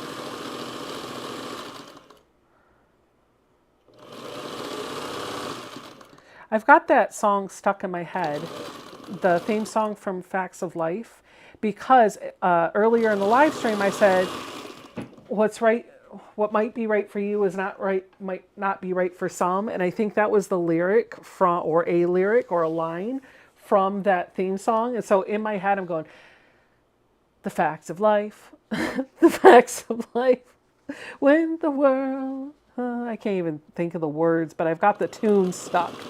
You're welcome for the earworm. You're so welcome. Good night, Maxine. She says, good night, everyone. My tablet is dying. Oh, no, don't die, tablet. No. Ah! I don't know why I make the noises I do. But you love them, right? Right? I'll tell you, I still even have the pedal for this machine that has the the toe button. You know what I mean? Like, it's not a foot pedal, it's like a toe pedal. I don't sew with my foot. I sew with my big toe now. And I kind of love it. Becca, I want to thank you for all you do for us. The 1/4-inch video saved me from my constant frogging cycle. Oh, Lynn, awesome. I'm glad. That is an older video, man. I did that a long time ago. Aw, Donna, thank you. Donna sent me a tip. Oh, by the way, let me remind you guys that Donna from Handmade by Ying, I think she mentioned this on her live stream last week, but I just want to remind you guys this week, obviously she was not live tonight. She's got some family things to take care of, but she's shifting her Friday night time, so she's not going after me anymore. She's going to go before me. So she's going to start at 7 and be on for about an hour or so. We may overlap a bit. That's totally fine. there's always the replay. You don't ever feel like you have to be in one place versus the other. So there's no more until she gets a bit better and can come back to a later night. So there is no more after party at Donna's. I am the after party. She's the headliner.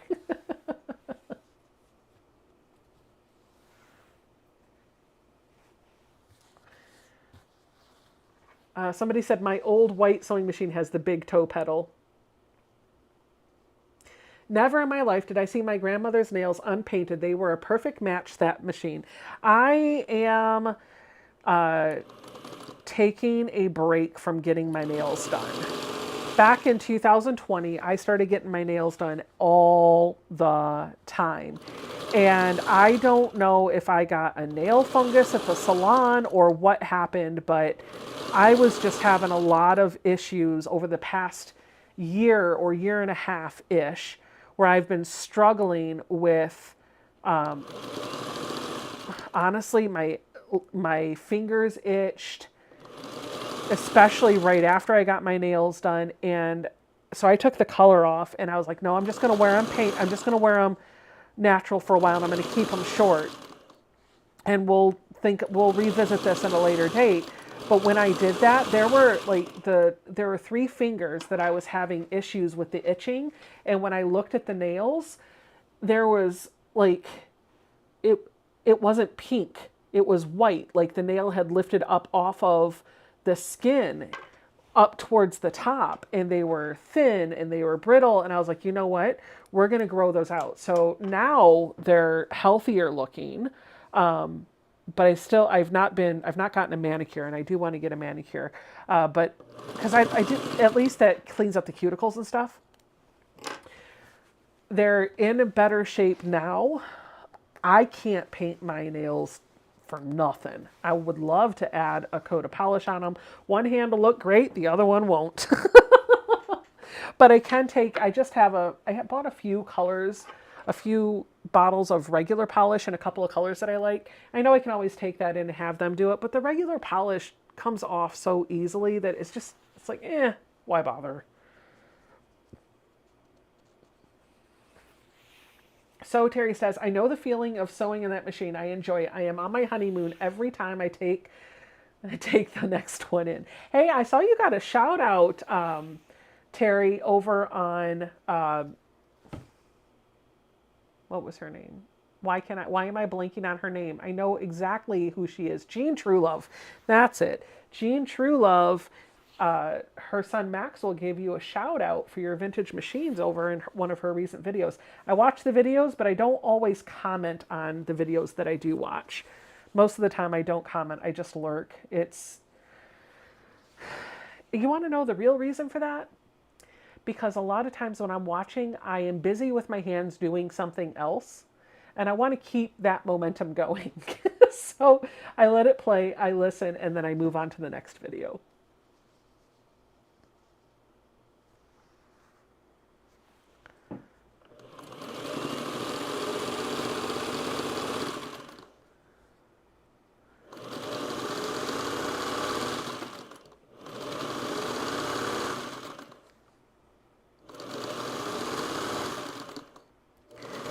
But since I've quit going to the salon and getting my nails painted and using the dip powder and stuff, my hands don't itch at all. No issues, no dry skin. Everything's starting to feel better. I'm going to give it a few more months. Just keep letting it heal, and then we'll see. We'll make a decision.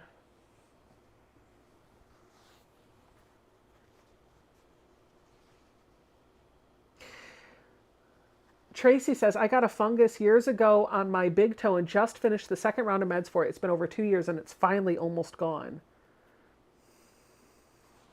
Is it an oral med that you're taking, or is it like a cream?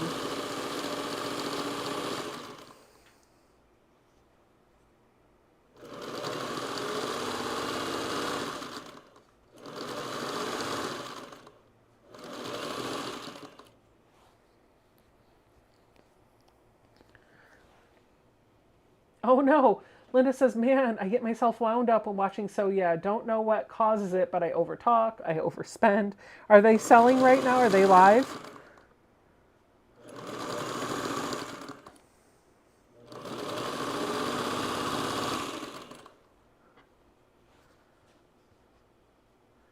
Zaza says it's probably a reaction to the chemical. You know, it could be. It's just interesting because I went for years with no reaction, even at the same salon with the same stuff, and then it just started happening. It could be an allergic reaction since I am apparently allergic to everything under the sun. I did start taking my allergy shots this week. I'm doing the clusters. So I have 8 weeks where I'm doing a set of 3 shots in the office every week. When that ends, maybe we'll think about trying it again. We'll see. If they were acrylic nails, it could be from a latex allergy, as acrylic has a form of latex in it. Okay. Okay. Lori says, I am tardy. We went to St. George, Utah today and visited the Scrap Apple Quilting and another quilt shop. Ooh, Lori, did you get any good finds, good treasures to bring home with you?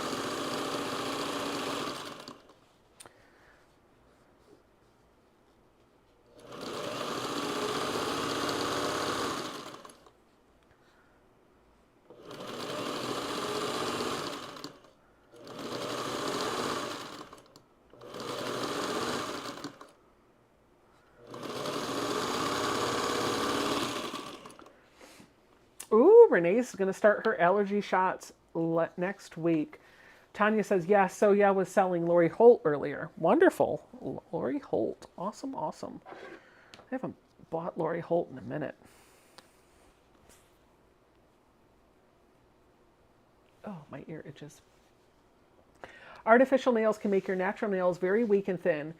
Get Zoe to paint your nails. Hey, now, Casey, there's an idea. That little girl's artistic. I should be like, listen, if you love your mother, paint her nails. It's a good idea. I like that. I like that. Bonding time. She can be crafty on my hands.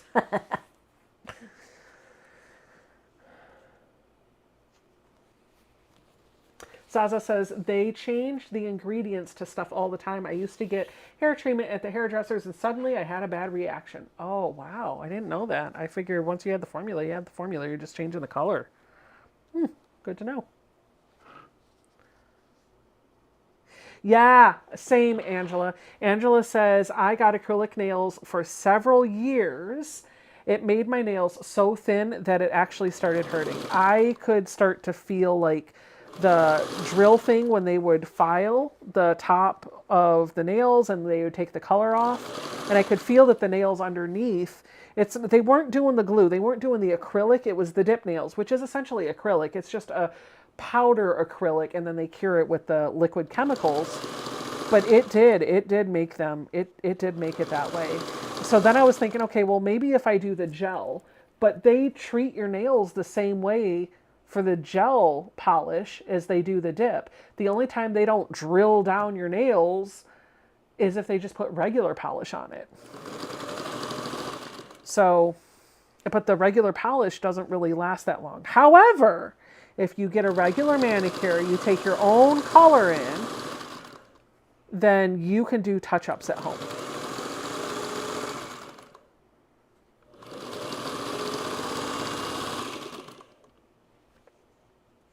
Lori says, I got backing for a quilt, the end of the bolt of a red batik, and rickrack to trim little girls' dresses for the next service project.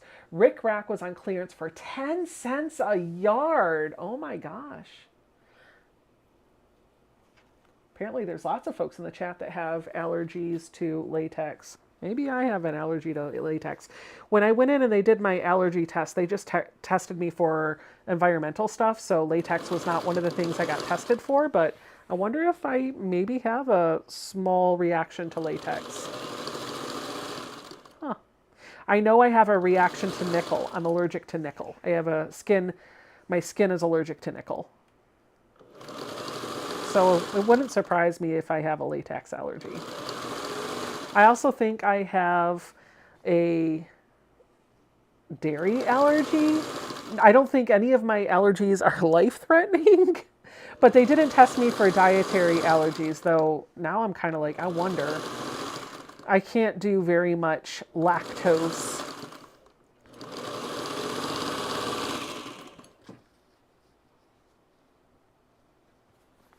Becca, are you going to try vintage iron next? I love my 31 and my 41. I love my vintage irons. You know, Jason has made a joke that I should take the vintage machine and go sit in front of the fireplace. We have a wood stove insert in the fireplace and use the vintage iron, because I actually do have one. It sits on the shelf behind me next to my hand crank singer, and just be like, okay, I am doing this completely old school hand crank machine and vintage iron. When you say vintage iron, do you mean like a vintage electric iron? Or do you mean like the 1800s iron that you put in the fire and pull out? Like, please specify. How vintage are you talking?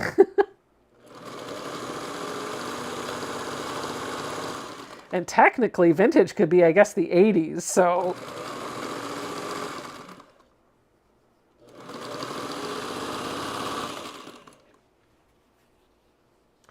Oh my gosh.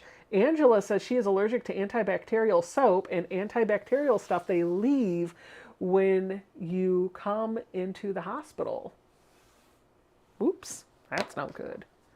Fun fact, banana and latex allergies are related, and I have both. So if you can get food allergy tested, do it. I can. I just didn't. But I would not be opposed to doing a food allergy test, because I have some acid reflux issues that flare up, and it would be nice to know what, like, I know to avoid like spicy things and greasy things, and chocolate really does things for me, and milk can do it too if I have too much milk, but it would be nice to know exactly what the trigger points are and if any of those are related to allergies.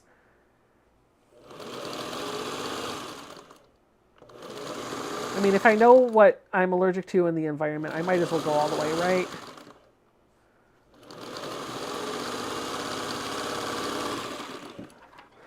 All right. In that case, I have a vintage iron from the 80s, a Black & Decker from Shelby. Shelby said that. That's hilarious. I mean, that's depending on when in the 80s, it's either 30 or 40 years ago, so just saying.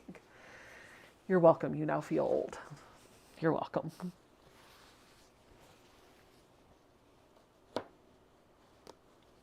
Georgia says, I learned to iron with one of those old irons, but we heated it on the wood stove that we used for heating and cooking. All right, I'm going to turn my iron on, and we're going to get to pressing these strip sets. I've got 4 of each of the colors, and so my goal is to press 2 of them where the seams are going up, and 2 of them where the strips are going down, so that I can use them to alternate. So I'm going to bring my... Tanya says, gee, thanks, Becca. I'm going to bring my mat over here so that I can read the comments while I'm doing this. Pick up my fabric. All right, let's do the browns first. Remember that all I have to do really is figure out what's going to be the top. This is always going to be the middle, but whichever one I lay on top has to always be the top with these. So I'm going to press 2 of my strip sets up towards this and 2 of my strip sets down towards that one.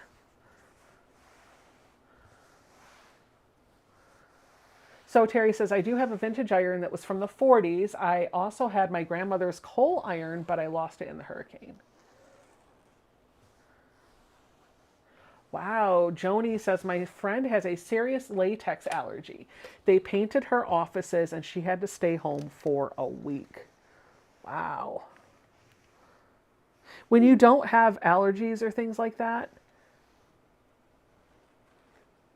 then it can be a little shocking to hear about how some folks with allergies have to live, because that's not anything that I ever have to worry about, because I don't have a latex allergy. So I'm just like, oh, I never thought about antibacterial soap, or I never thought about this or that or whatever. Katie with an E is asking, did Tiffany try out the hand crank while she was here? She did not.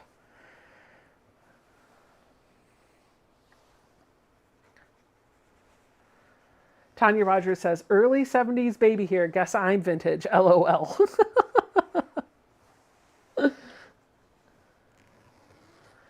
Mona says, I have a little vintage electric iron that I am afraid to plug in.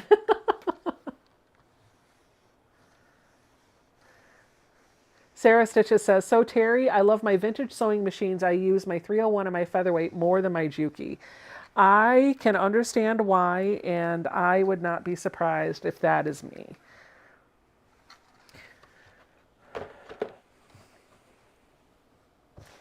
Is yours a 301A or not? No, it is just a 301. All right, so we needed 2 pressed up towards this, and we need 2 pressed to the rose one, because I want them going in opposite directions.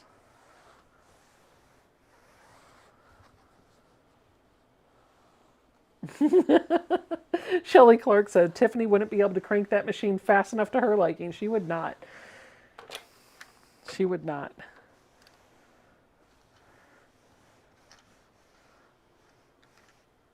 She is a workhorse, let me tell you.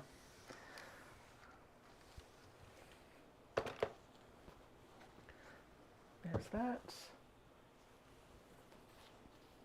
Lori says, my niece cannot eat any tree nut or legume. She is very allergic, and she is also allergic to latex. Shirley Kessinger says, my son is allergic to the adhesive on Band-Aids. Interesting. See, all these allergies that I never even thought about.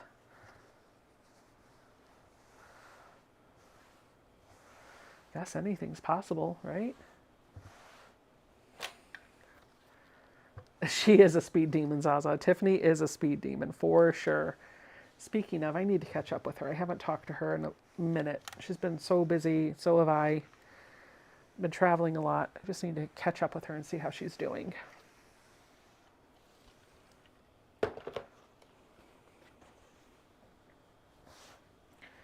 All right, now we're going to do the same thing with the pink. We're going to press 2 up towards the flower and 2 down towards the polka dot.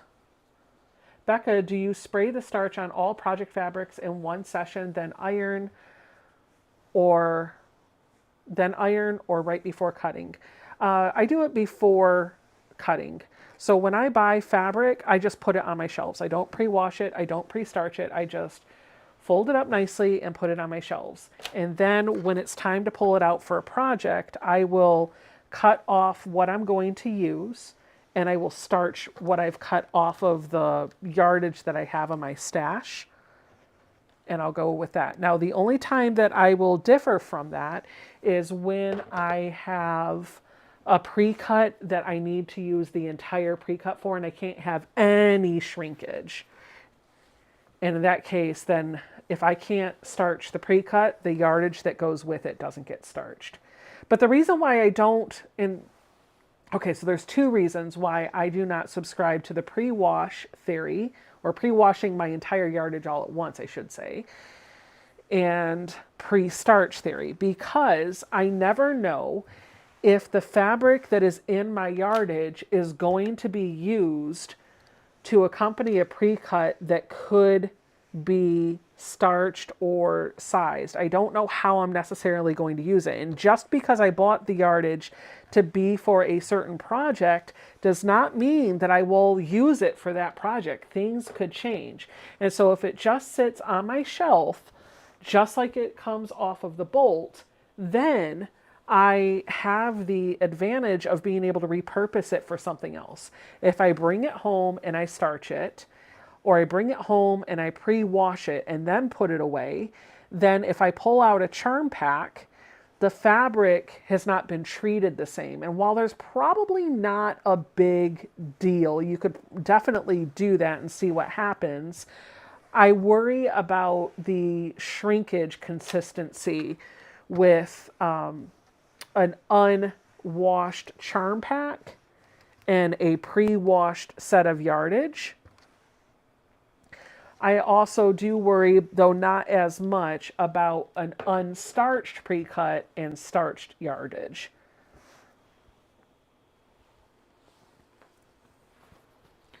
But like I said earlier, What might be right for you may not be right for some. You do what works for you in your sewing room, and anybody who tells you you're doing it wrong, just show them the door. At the end of the day, this is supposed to be a passion and a creative outlet for you. Whatever brings you joy is what you should do. However you get fulfillment out of creating, I would do it that way. Just be safe. I think the only thing I'll tell you to never do is cut towards you with a rotary cutter. It freaks me out. All right. 2 up towards the flower, 2 towards the polka dot. And then I'll actually be all done with my pressing and I can begin my subcutting. Now let's talk about the subcutting because I'm probably not going to get through all of this on the live stream. Maybe I will, I don't know. In the blog post, explanation pattern will get you a link to the blog post that I am starting from. Remember, patterns are just a starting off point. They're meant to get you inspired. You can, of course, follow the step-by-step detailed instructions to make an exact duplicate copy of that quilt, but you can also use that and make your own recipe. Make your own, oh, hey, that was weird. The camera just stopped working for a minute. Make your own recipe, make your own thing. And that's a lot of times how I treat patterns. And that's exactly what I'm doing here. So the blog post told us to use 2.5-inch pieces of fabric, 2.5-inch by width of fabric strips to make this. And I wanted to work with fat 8s. I wanted to see if I could do this with fat 8s. So obviously mine are not with the fabric. So we've already adjusted in that way. And secondly, the strips were cut at 2.5 inches, but if I would have cut these at 2.5 inches, I would have had more waste than I was comfortable with, and I wanted to minimize that and maximize the amount of the fat 8 that I got into the project. And so I thought about, okay, well, if I'm going to maximize the amount of fabric that I need in the project, then what do I need to cut them at? And that was the math that we did earlier. So instead of cutting them at 2.5 inches, which would have only got me 3 strips, I cut them at 2 inches, which got me 4 out of each fat 8. And then at the end, I did have a little bit of waste that I could have kept as leaders and enders or for a really tiny project or just thrown away. And again, you do what's right for you. If it's right for you to throw it away, then throw it away and don't think twice. Oh no. Joe Robinson says, I was bit by a tick and now I have something, I can't remember, affagal, and cannot eat any meat that's from a hoof, nor any milk or cheese, only feather or fin. Wow, so fowl and fish only, huh? Interesting.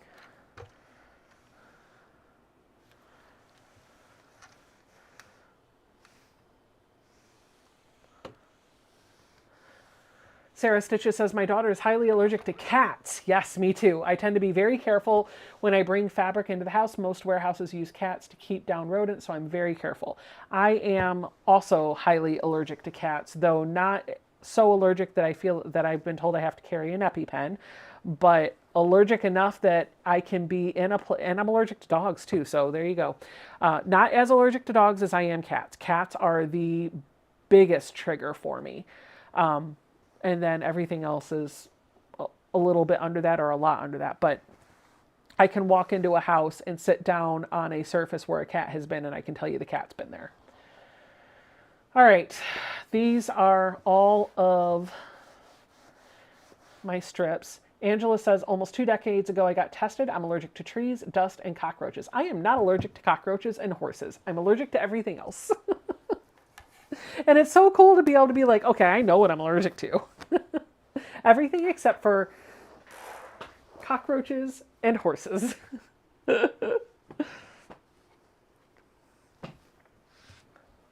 Oh, okay. Somebody said the third blue strip is in a different order than the rest. 1. Oh, it sure is. Thank you for calling that out. We need to fix this. 2, 3. I need to put this down here. So let's rip that. Thank you for catching that. Appreciate it.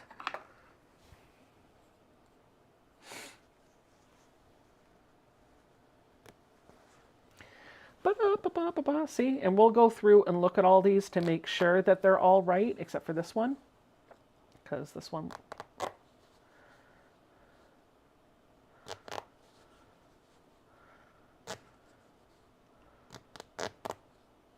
Jackie says, my granddaughter has an EpiPen, severely allergic to peanuts and cinnamon.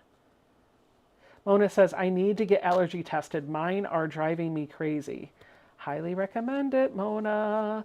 I put that off for years, and I am so happy that I finally started the allergy shots. Tracy says, I'm allergic to applique and doing laundry. Oh, wow. Claudia says, my husband can stand outside of the home, and he'll know if they have cats. He can't go in if they do.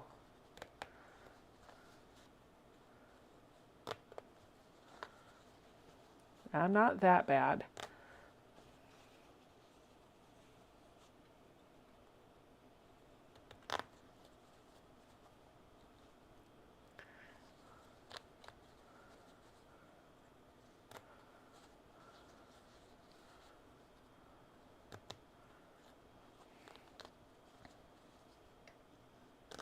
All right.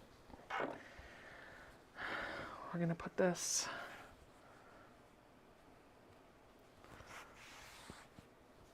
down here and then repress.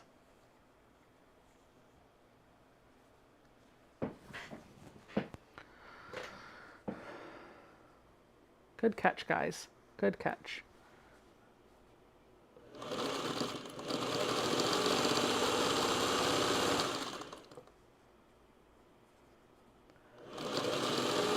Okay, so I was telling you about the blog post and how I'm going to adjust for this.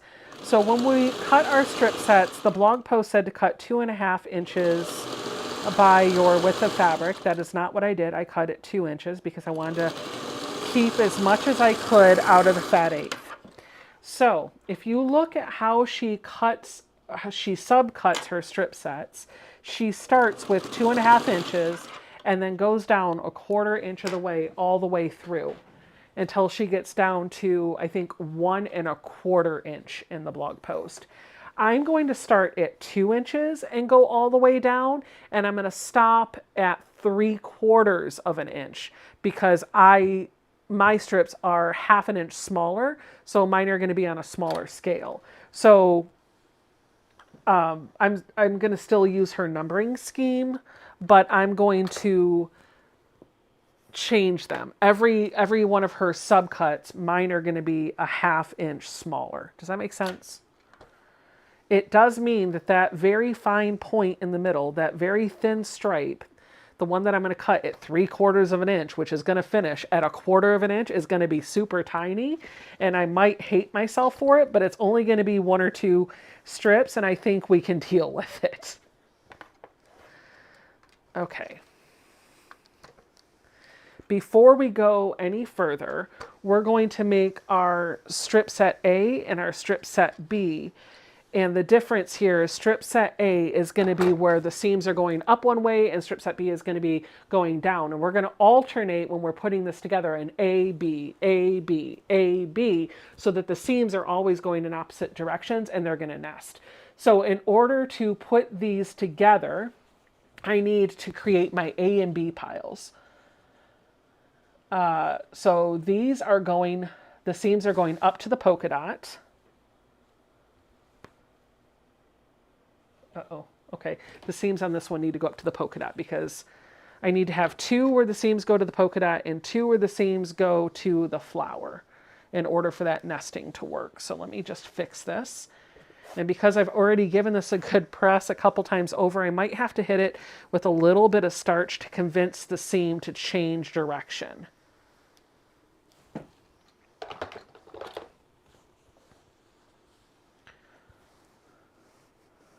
Okay, just feel it with my hands.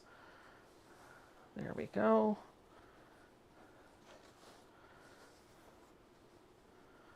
If you're doing this with width of fabric, then you're going to have however many strips you cut, you're going to just divide that in 2. Half of them are going to have the seams going in one direction, half of them are going to have the seams going in the other direction.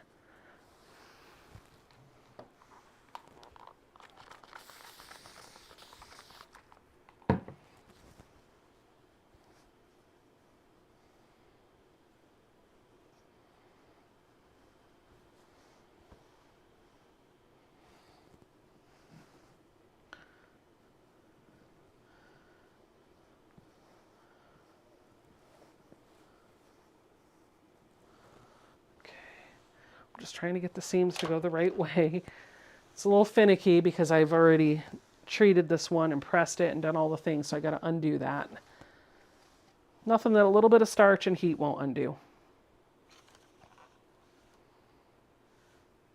Zaza says, animal allergies are one of the main reasons fabric and wool shops where I live won't accept returns on pre-cuts, etc., as you obviously can't return yardage unless it's faulty. I know some shops that won't even let you return the yardage if it is faulty. All right, there's 2 going up towards the polka dot. These are going down to, so this is A. These are seams going down. These are going up, up, down, down,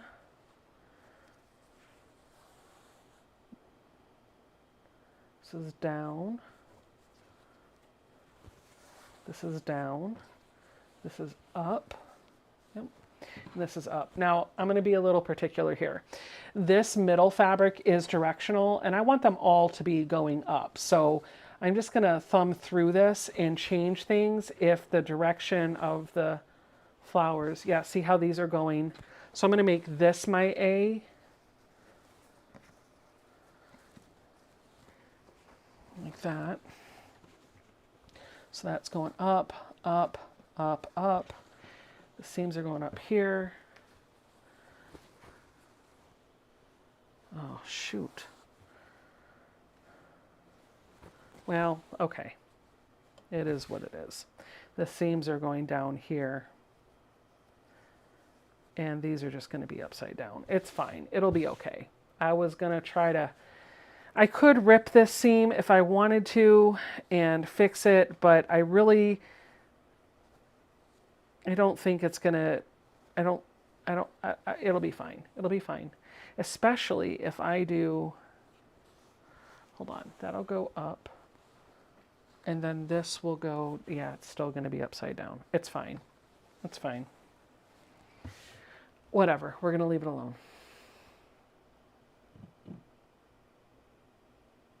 All right, so I'm going to take these and set them aside because I'm only going to work with this set today. And I'm only going to do 1 of each one because I need to show you how this works. So I don't need 2. So I need 3 of my strip sets of color. I'm going to set this aside. And now I need 1 of my strip sets of white that's going to go up at the top, and then in between these colors I need to put my 1 single piece like this. And remember, this is where I said I'm a little nervous because this one's too short. I'm going to piece all this together to make a strip set, and I will deal with that in a moment. So the set of 3 white has to go above the first one. I'm going to do blue, brown, and then pink.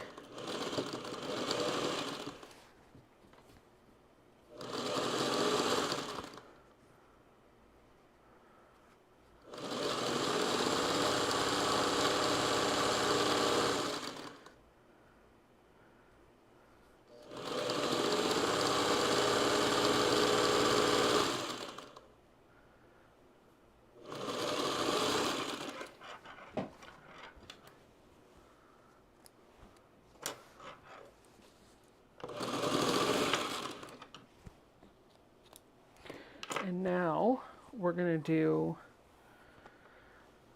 another white one underneath the blue. So we had the 3 white, then the 3 blue, then 1 white.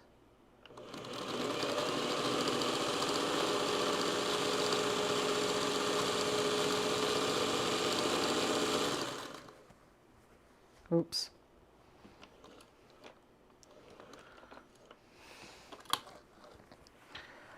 Yeah, that don't look good. I didn't have the fabric lined up. Let's rip that and go back a little bit further and get those raw edges nice and lined up so that my fabric is straight. You guys want to hear a funny story? This is so funny. It might come up in a future video, so you might end up hearing this again.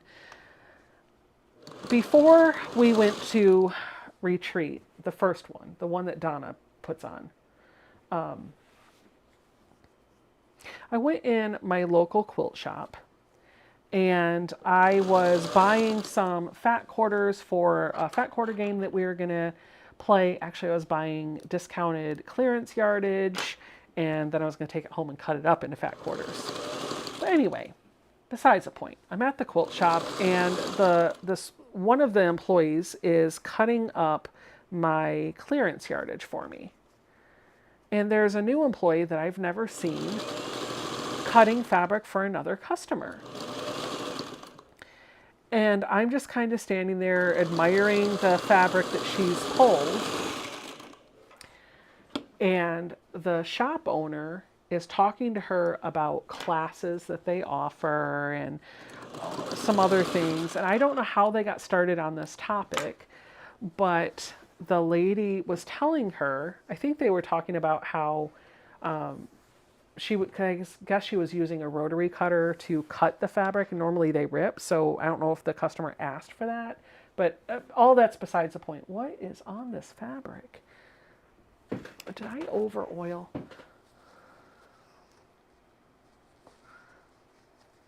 Oh yeah, there's a lot of oil right there. Must have over oiled. We'll just clean it up. It'll be fine. Oof. Anyway, what was I going to say? Oh, yeah, so this other lady is there, and her fabric is being cut. Great, no problem. And the lady's talking to her about how it's so important to find the straight of grain in your fabric. Don't disagree with that statement. And she said, do you know how to do that? Because I can show you. Okay, well, she showed her what I showed you earlier, where you pick up the fabric and you scooch it back and forth and da-da-da-da-da. Okay, fair enough. Fair enough. Well, this is where it gets really interesting. She, oh, God love her. She tells the lady that it is absolutely a must to find your straight of grain, because if you don't find your straight of grain in your fabric, now hear me here. Let me just pause for dramatic effect. If you don't find straight of grain when you cut your fabric, you will never be able to sew straight.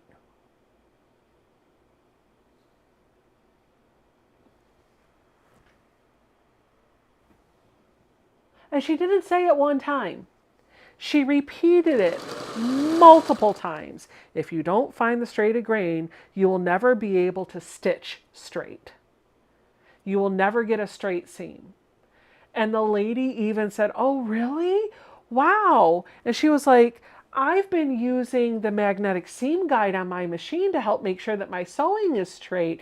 And all I needed to do was find my straight of grain. And the lady's like, yeah. And she's like, once I learned that, it was a game changer for me. And I'm looking at her, and I'm looking at the shop owner and the customer, and I'm like, okay, am I really hearing what's going on? Not the shop owner, the shop employee. The shop employee is looking at the fabric and talking to her, and I caught the other customer's eyes, and I went, and she just looked at me and went, but yeah, she kept going on. I think the shop employee perhaps had not had enough coffee yet. And she meant, if you don't have the straight of grain, you're not going to cut straight. But she repeated herself multiple times. And I walked out of there. Mary was with me in that store.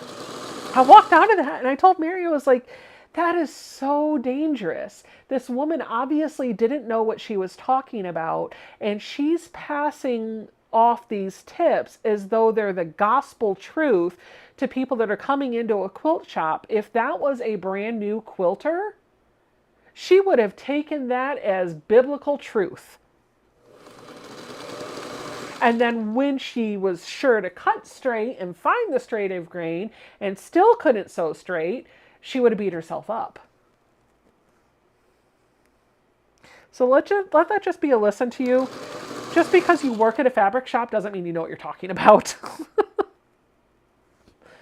Straight of grain is only important for clothing.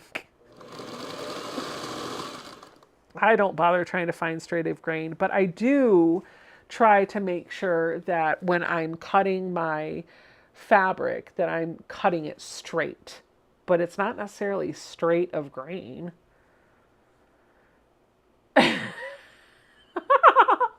Angela says people at Joann's can't cut straight to save their life. They would be so screwed. Janny says, I hope they were both corrected. I did not correct the lady at the shop because I wasn't going to be quilt police. And I wasn't going to be the quilt police with her, but I did kind of flag down the customer later. And it was obvious that the customer was like, yeah, no, that's not how that works. So, beautiful red machine, just tuning in. What's the history on this beauty? This is a 1951 Singer 301. She has been custom painted for me. I picked her up for $50 from a yard sale on Facebook Marketplace. Not a yard sale. I picked her up for $50 on Facebook Marketplace from a sewer that lives about 10 to 15 minutes away from me. Sarah says, I don't like it when they rip my fabric unless it's a 108 because if you wash it, it is a mess. Yeah, I hear you. If you pre-wash, ripping the fabric can be a nightmare. The shop that I go to, they do rip. They do rip. I don't mind if they rip, but I do kind of clean it up before I fold it and put away. I also don't pre-wash. And that is a controversial topic, whether or not to pre-wash your fabric. I would love to say that I have never had any issues. However, I did notice, I was looking at a quilt that I made for my mom out of 100% batiks, and one of the batiks in there is a low volume batik, and I swear that low volume batik was more of a white, and now it looks a little pink. So perhaps the batiks did bleed in that quilt after all. However, it still looks good. The colors all still work together. The pink that was designed to be in the quilt may have bled onto the whites, but it bled consistently. It looks good and it matches the color palette of the quilt. So it almost looks like it was designed to be that way.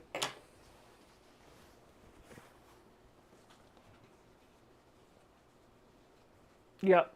Shelly says, if a quilt shop tears a fabric, I ask them to add an inch since it pulls the threads. I serge the cut edge before pre-washing but I'm a garment sewer, so I pre-wash a lot of those fabrics anyway. Yeah, the shop that I go to, they do add an extra inch when it comes time to, we said we were going to go this way. When it comes time to when it comes time to ripping the fabric, they always measure an inch over. Oh, Mary says, the only exception for me with pre-washing is flannel because flannel tends to shrink more. I don't like the feel of flannel. And maybe it's just because I have not experienced a premium flannel, but like the flannel that I touch at Target and stuff, and the flannel that I touch at Joann's, it's scratchy to me. I don't like it. I do not like it. It doesn't feel soft. Maybe I just don't have access to the right flannel. But I will tell you what I do like is brushed cotton, which feels like flannel, but really soft. I like that.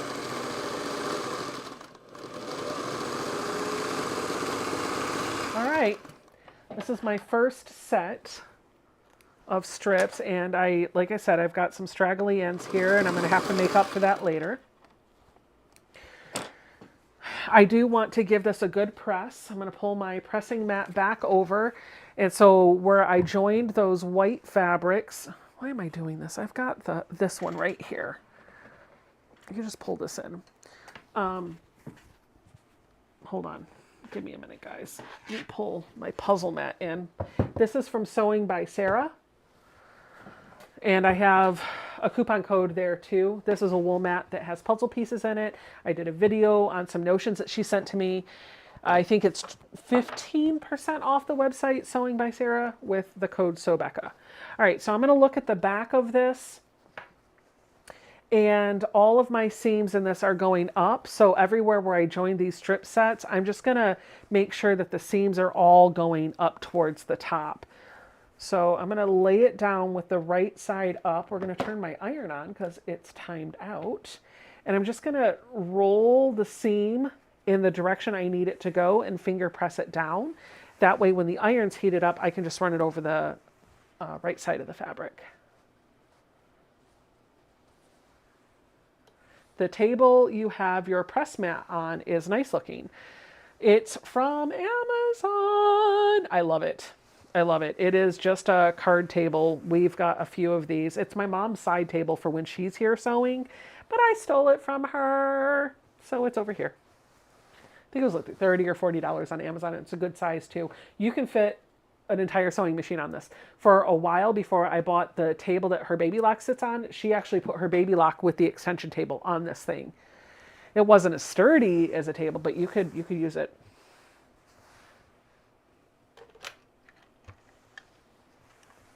I didn't even check to see if my iron was fully heated up. I just grabbed it. We'll see. Oh, wait a minute.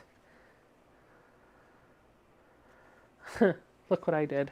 I made a boo-boo. So my white strips are actually being pressed down, so I'm going to have to fix that, and I'll do that later. The white strips at the top are being pressed down when everything else is being pressed up. So I'll have to fix that.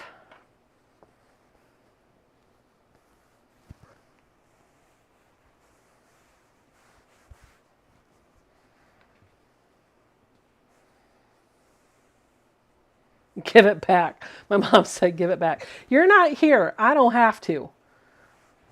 You're not here. I can use all the tables in my sewing room that I choose.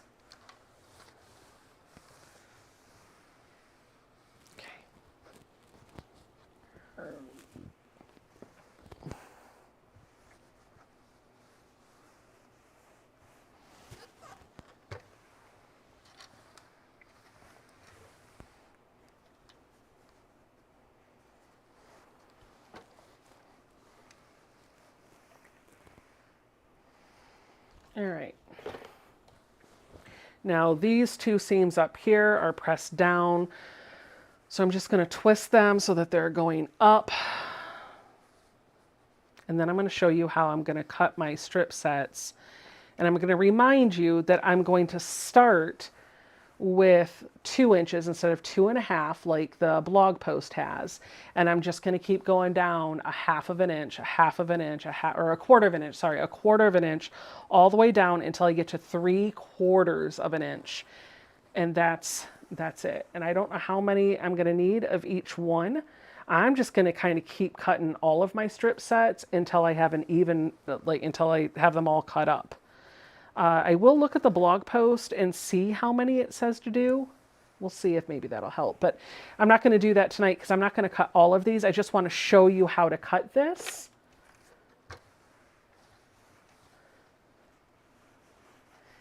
And I might have to do a second strip set so I can show you how to start putting it together too.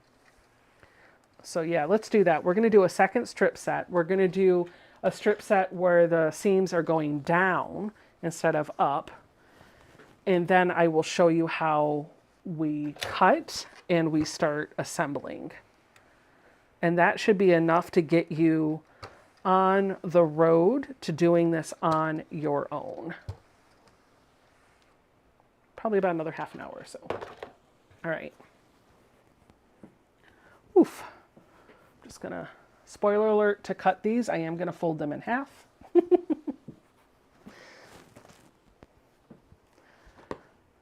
Okay, we're going to do a set of 3 with the seams going down at the top. And then we're going to do a blue with the polka dots on the top and the seams going down. So let's Look in our pile o' blues. There it is. Polka dots at the top with the seams going down. And then a white by itself. And then a brown. With the, at the top, seams going down. Another white by itself. Nope.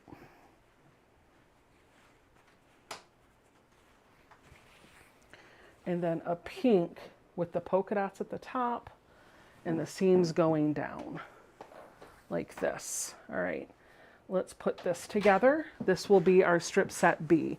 And the only difference here is the directions that the seams are going in.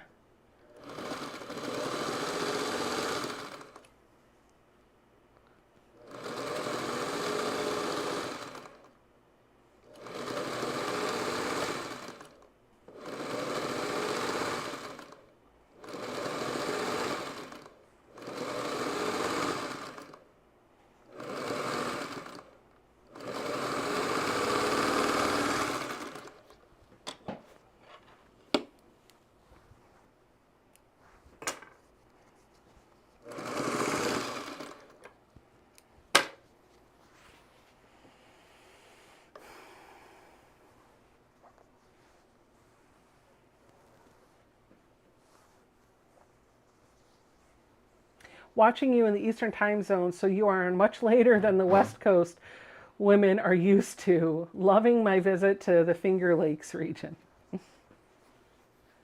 Yeah, I'm still going. I'm still going.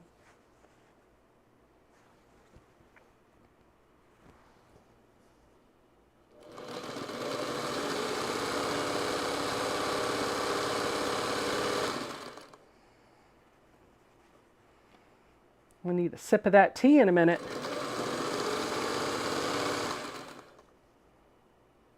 I love this machine.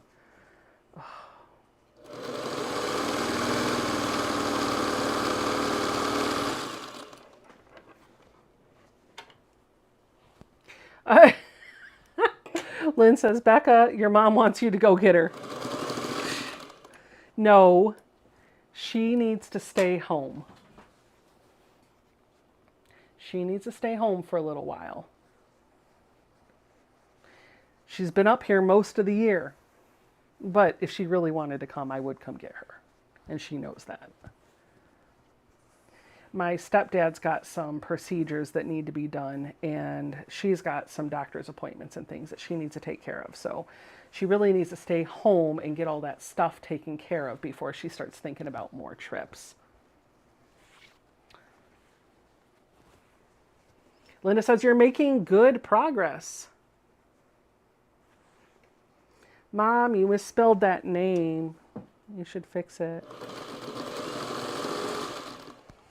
We haven't had Mom on a live in a minute. If I was thinking I would have had her on tonight, we could have had a little conversation to celebrate her birthday, but maybe one day soon we'll pull her in through technology and she can chat with us for a little while.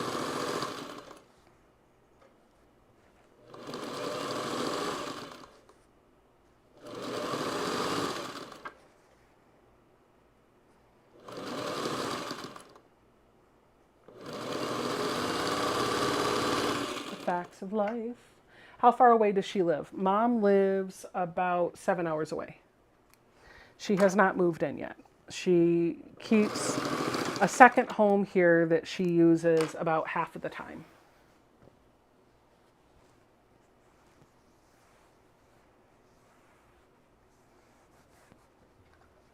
Linda says, my granddaughter loves gauzy material. I've made her some awesome quilts backed with that too. Do you have a name for your baby? Because she sounds really good. Yes, her name is Ruby. It's named after the color. So when I picked her up from the lady that was selling her, I told my friends that I was going to call her Bella. Because she was the belle of the ball. And that's what we kept calling her, Bella. And while she was being worked on and painted, I had to order a short bed so this short bed is not the one that came with the machine. I didn't have one on the machine when I picked her up. I guess she probably had this sitting down in a cabinet. So I didn't have the short bed. I ordered one off eBay, but it didn't really matter because it was gonna get repainted anyway to match the rest of the machine. And so her nickname while she was in the operation and in the recovery room was Frankenbella, because we were taking parts to make a new one, although it was only the short bed. So we were calling her Frankenbella, and that stuck. And as soon as she got here, I opened her up, and I just went Ruby. And I'm telling you, I've jokingly said I've named my Juki and I've named my other machines, but I still call the Juki the Juki. I don't call it Bubba. I don't call it Beulah.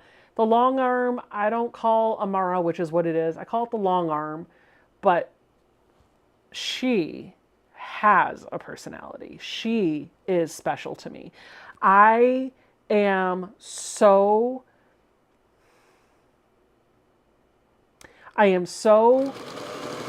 surprised at just how much this machine means to me.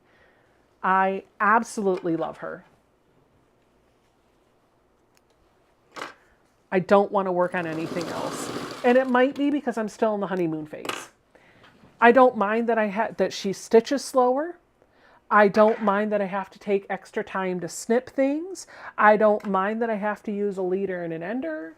I don't care. It is just a different experience entirely, and she does everything I want her to do. So don't be surprised if around these parts you start seeing more of Ruby and less of the Juki. Not that I don't love my Juki, because I do. But if all I'm doing is piecing, shoot, I've even quilted on her lately. Not free motion quilting, just straight line quilting. The only thing that bites about that is I just bought the TL18. And if I would have known I was going to fall in love with her as much as I did, I wouldn't have done it. But I do, because I already had a Juki. I didn't need another one. So I didn't even know that a 301 was in my sights. I didn't even know it was in my future. But yeah, she sounds great. I love the sound of this machine. And it's so funny too, because like, if you go to Tiffany's live stream on Sundays and she's doing her sew Sundays and she's sewing, you hear her going on the Juki, completely different sound.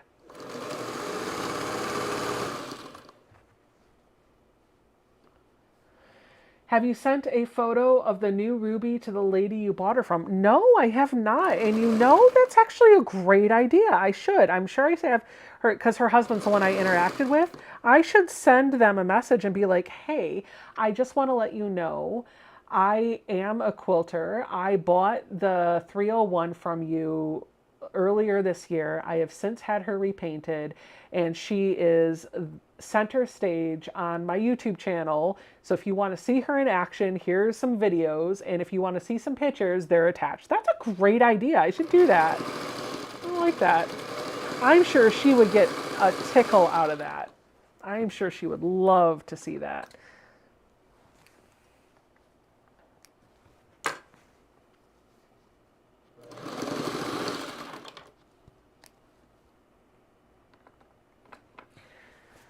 Becca, I have a featherweight called the Little Beast until I got her working, and then immediately named her Laura Bella. The name came naturally, right? The Ruby came naturally too. I was just like, Ruby.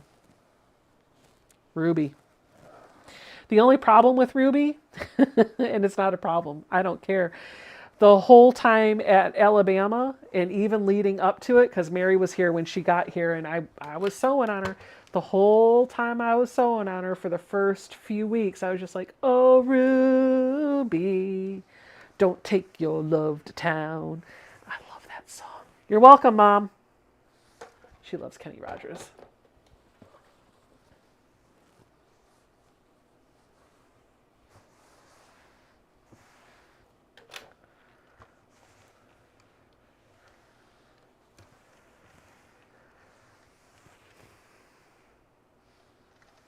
Oh, so Terry says, my red featherweight is named Scarlett O'Hara.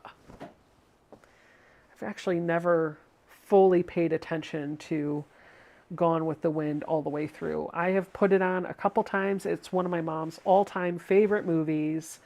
I have listened to it, but I have never, it has never captured my interest to watch the whole thing from start to end. I know the story, I know what happens, but I am always watching it while doing something else.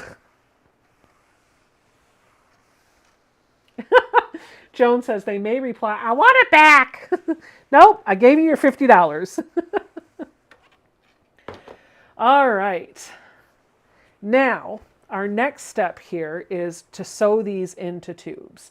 And I've got two strip sets made to work with. I'm going to clean up, tidy up over here a little bit. I'm just going to stack all these out of the way because this will be what I work on off camera to put the quilt together.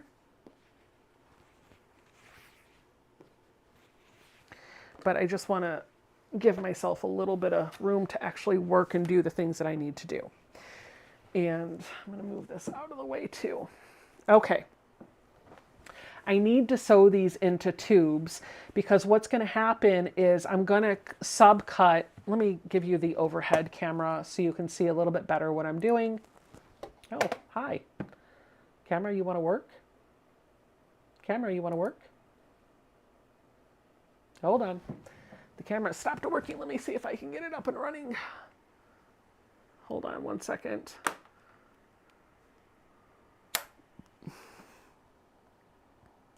One second. Sometimes it does this. Oh, no, get in the hole.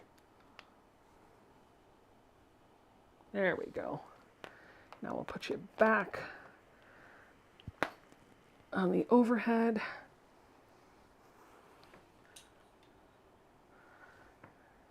And that is that good? Yep, that's good. Okay, so we're going to have to sew these into tubes, and the reason is because we're going to subcut these strips down, and as we're going along, we need to progress the fabric moving. And so what is in position number 1 the first time will then be in position number 2, and then position number 3, and then position number 4. So the first one is going to have fabric in position number 1. The second one, the second time around, that first fabric would be down here, and what's at the bottom would be in position number 1. And the easiest way to make sure that we're keeping everything tidy is to take that bottom strip and put it right sides together with that top strip. And when I lay these out to sew them right sides together, I want to make sure that I'm getting a nice flat fold just like this. Even if that means my ends aren't perfectly lined up in either way, we're just going to sew right along here. Yes, I just made a horse noise.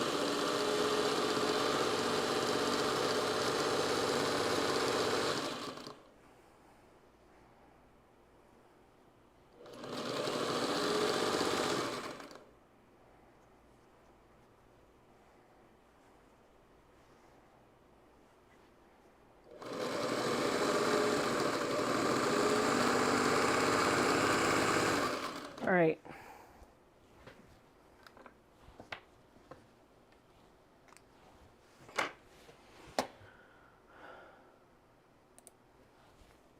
Subline cream would be pretty too. I gave you the information, so with Jesus, you know what to do with that. VR says, grandbaby's asleep. I'm surprised you're still on. Well, I gotta show you how to do this. All right, and now the same thing over here. We're gonna line up the bottom to the top row, making sure those raw edges are nice and lined up and it's nice and folded and lays nice and flat. And then we're gonna sew this with a 1/4 inch all the way down.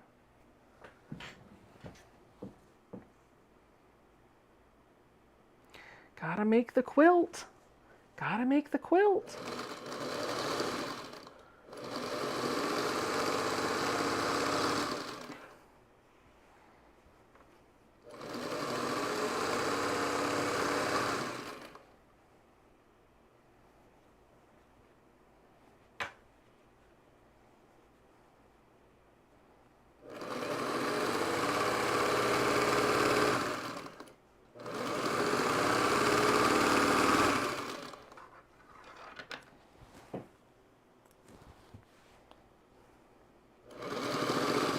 All right. Now we've got 2 sets of strips. In each set, the seams are going in opposite directions. So what I'm going to do now is start with 2 inches and then work my way down to 3/4 inches, taking a 1/4 inch off every step as I go. And I'm going to cut from each of these. So I'll cut from one where the seams are going one direction, and then I'll cut from the other. So this is going to be, what I'll probably do is cut here, take off 1/2 inch, cut the next one, take off 1/2 inch, cut the next one, and then the odd ones will come from the other one. That way the seams are going in opposite directions when I go to sew it together, and we'll show you what that looks like too. So to cut this, we're going to start with 2 inches, remember. I'm going to lay this down. I just want to make sure that it lays nice and flat, and I'm going to get a nice straight cut over here. I'm going to clean this edge up because I'm going to measure from that. So I'm going to start with 2 inches. I'm just going to turn this around, and I'm going to take a 1/2 inch off, and then a 1/2 inch off, and then a 1/2 inch off. So we're going to cut 2 inches in.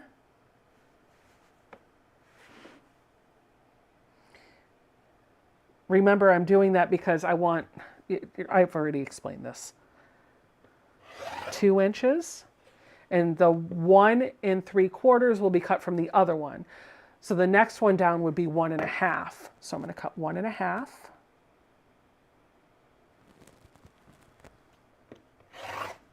One 1/4 will be cut from the next one. So now I'm going to cut 1 inch.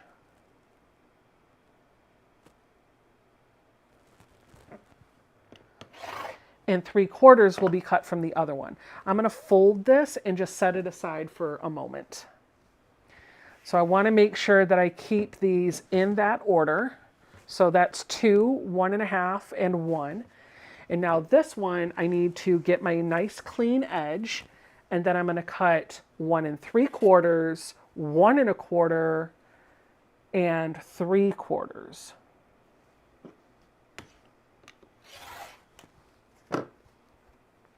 If you press all of your seams open, then you don't have to have 2 different strip sets, but it'll make it a little bit more difficult to get those nice crisp points. So just kind of keep that in mind. We're going to do 1 1/4. No, 2 inches, 1 1/2, 1 3/4.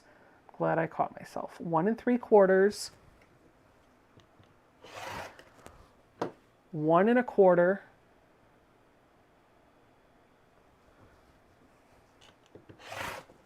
and then 3/4.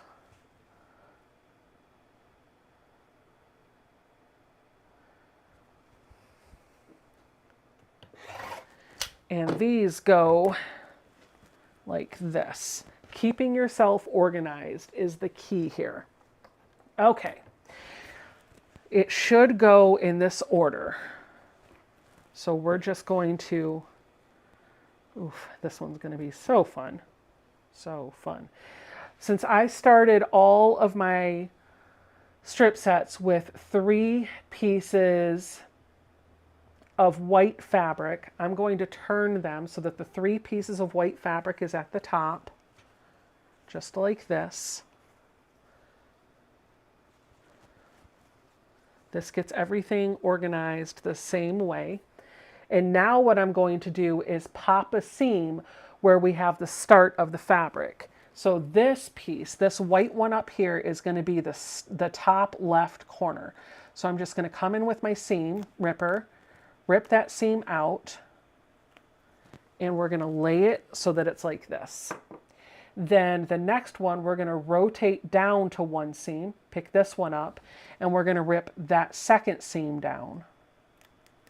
So it takes the one that was at the top and pushes it down toward, it just kind of, it starts to add movement. So now I should have 2 at the top. So I'm starting to make a wave that goes up.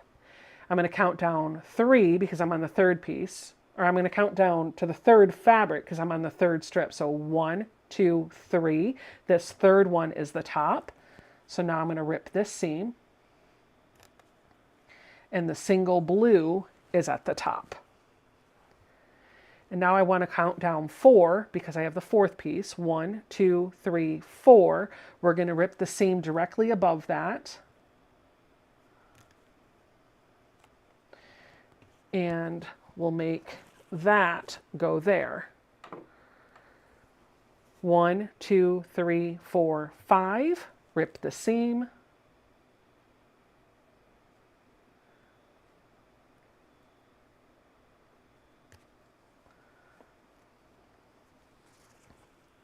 Like that.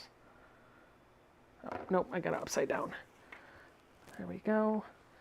And then 1, 2, 3, 4, 5, 6. Rip the seam.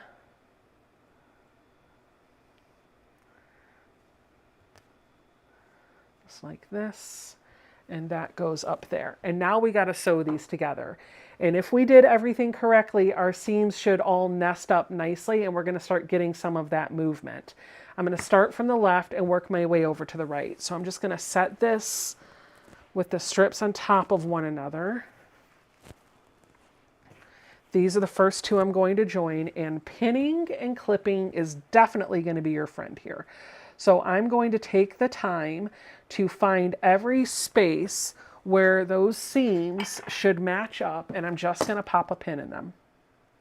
I normally don't pin, but trust me when I tell you, this is a project that you're going to want to do that with. I'm feeling with my finger and my thumb. I'm feeling with my forefinger and my thumb. Gosh, it must be getting too late for me to talk. Those seams and making sure that they feel like they're butted right up against one another.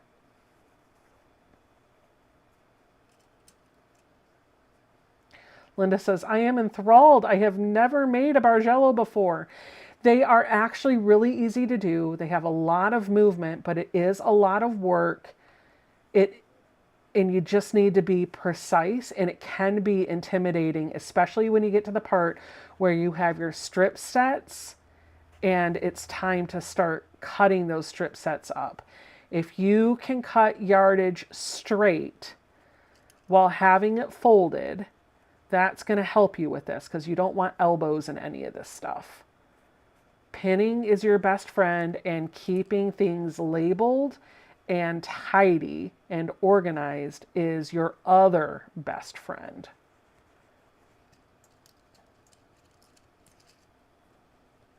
Oh no, Becca's getting tongue-tied.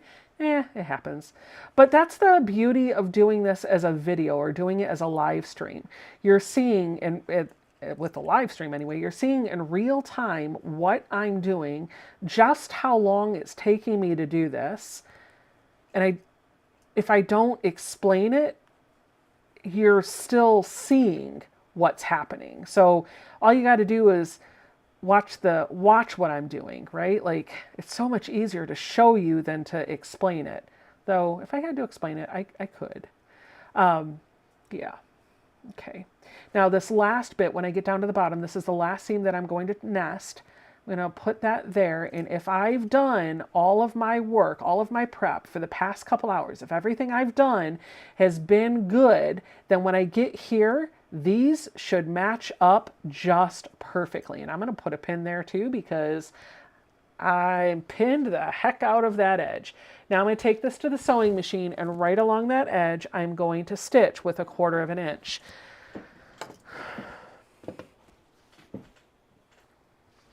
How we doing, guys? You still there? I know a few people are getting a little sleepy. I know we're going long tonight.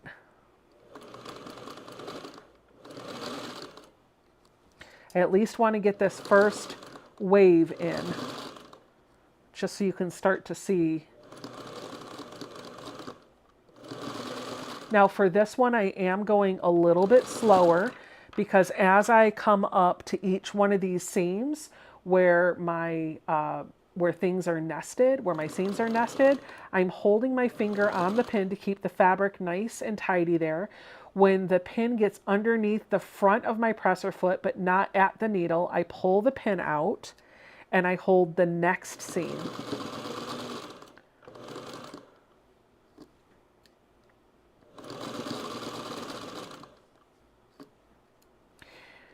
So nice and slow, you can do it. The little pieces are not as challenging as you may think they are, especially if you just slow down and take your time.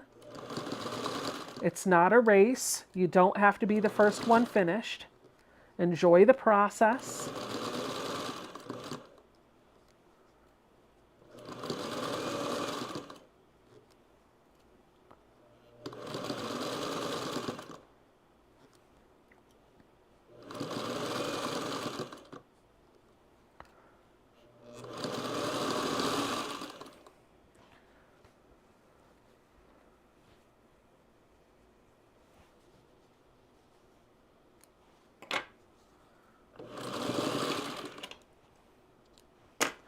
And then when that's done, you're going to press the seam. It doesn't really matter which direction you press. I'm just going to press over to the row that I just added. And do you see what's starting to happen here? You're starting to get that movement. You're just going to repeat that until all of these pieces are put on. And since it's 11 o'clock and I normally end at 10, I'm not going to do all of this on camera. You're going to keep building that out. But I do want to let you know that you have some creative control here. So when you're looking at a Bargello, sometimes you just have wave, like it'll just keep being waves that'll keep going up. But sometimes you see them where they come up to that peak and then start to come back down. And I want to explain to you how that happens. So in this case, that peak, well, in any case, that peak, that very sharp point at the top is always your thinnest strip.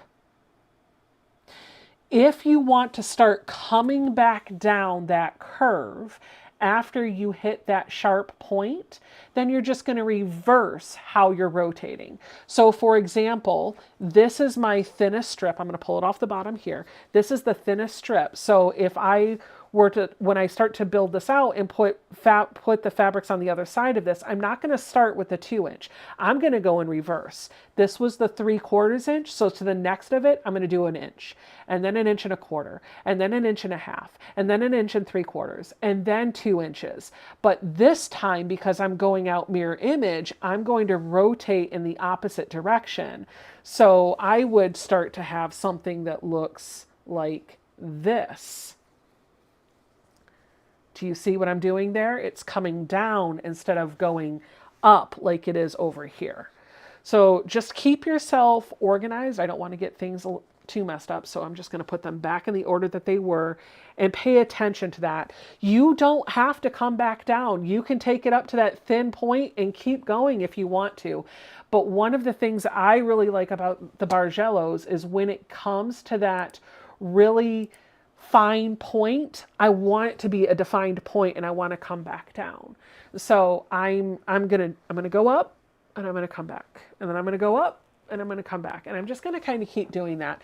There are a ton of video tutorials on YouTube that walk you through this exact project. The steps that I showed you are on a ton of videos. Missouri Star's got one, Jordan Fabrics has got one. They're all over the place. What makes your Bargellos unique and interesting is how you're subcutting your strip sets and how many fabrics you're introducing. So I encourage you to give it a try. I'm going to work on mine over the course of the weekend, and I will post reels and pictures to social media if you want to see how mine turns out. And I'll show you what the finished quilt top looks like at the start of next week's live stream, because this will be done by then. So anyway, let's see what else. Oh, lots of people talking about cookies. Becca, you need to do a short with the final project of the, yes, I will absolutely do that. It'll be interesting because this is not that tall, so we'll see what happens. Wonder if this could be a good doll quilt. Challenge accepted. All right, friends. Angela says, Becca, you have encouraged me to try something new. Good, good, good. Casey said, Becca, where did you get Ruby restored? Did she need any new parts? If you don't mind me asking, what was the price range? Okay, so I bought Ruby for $50, Facebook Marketplace, and I sent her to Bob Imhoff, who is Bill Imhoff's dad, and restores for commission vintage machines and paints them. My price was very affordable. I don't want to tell you what yours will be because it'll depend on what the state of your machine is, but I will tell you it was less than $1,000 for mine, but my machine was in really good working order and he didn't need to buy any extra parts.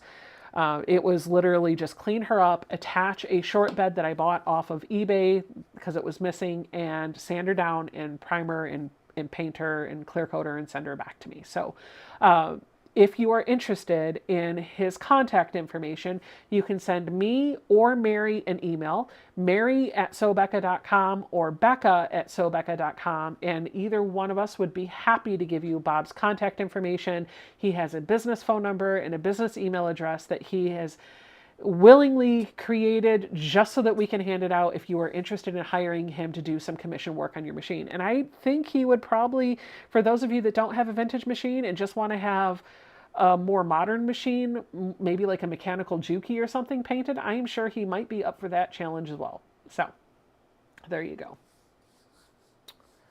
All right. Could you make a table runner from it? You probably could. It'll be interesting to see what the final size of this looks like when it's all done and put together. We'll have to stay tuned. But yeah, it'll be interesting. So thank you, friends, so much for hanging out with me tonight. I had a blast. Oh, Tracy Strobel says, how do you become a member to your channel? So I have 2 programs that you can join. The first one is right here on YouTube. There's down below the video a join button. And you might have to be on a tablet or a desktop computer to hit that. Or if you go from your tablet or desktop computer to my YouTube channel at the main page, there's a join button. There are 2 price levels that you can enter into, $1.99 or $4.99 a month. That's just a recurring donation that comes in through YouTube to help financially support my channel. And I call you guys my channel supporters. For that tip, that recurring tip, I do include you in any monthly Zooms that I do and quarterly Zoom retreats. There is another membership program that I have, though, that takes it one step above, and it is $5 a month or $55 for a year. It is over on my website, sobecca.com, and for that price, you get the same Zooms that I give to the YouTube channel supporters, but also all of my patterns are available to download for free on my website for the VIP members. Everybody else has to buy them from my Etsy shop. I don't have a ton of patterns or downloadable PDFs right now, but I am building out that library. I am building out that repository. I am adding several of them a year, and so over time that's going to get built out. Is there a sew day on Sunday? Yes, thank you. There sure is. So this Sunday, God, I wasn't even tracking. This was the last Sunday of the month. The VIP and channel supporter Zooms are always on the final Sunday of every month from 2 p.m. to 6 p.m. Eastern Time. There is one this weekend. Thank you for reminding me. We will be posting the link into the VIP Facebook group. If you also get a newsletter from me, I'll send it out in an email if you are a member of my website VIP program. And if you are a channel supporter here on the channel, meaning your name is in green right now on the live stream, you'll get that link tomorrow on the community tab. Wow, thank you for reminding me. Man, I almost dropped the ball.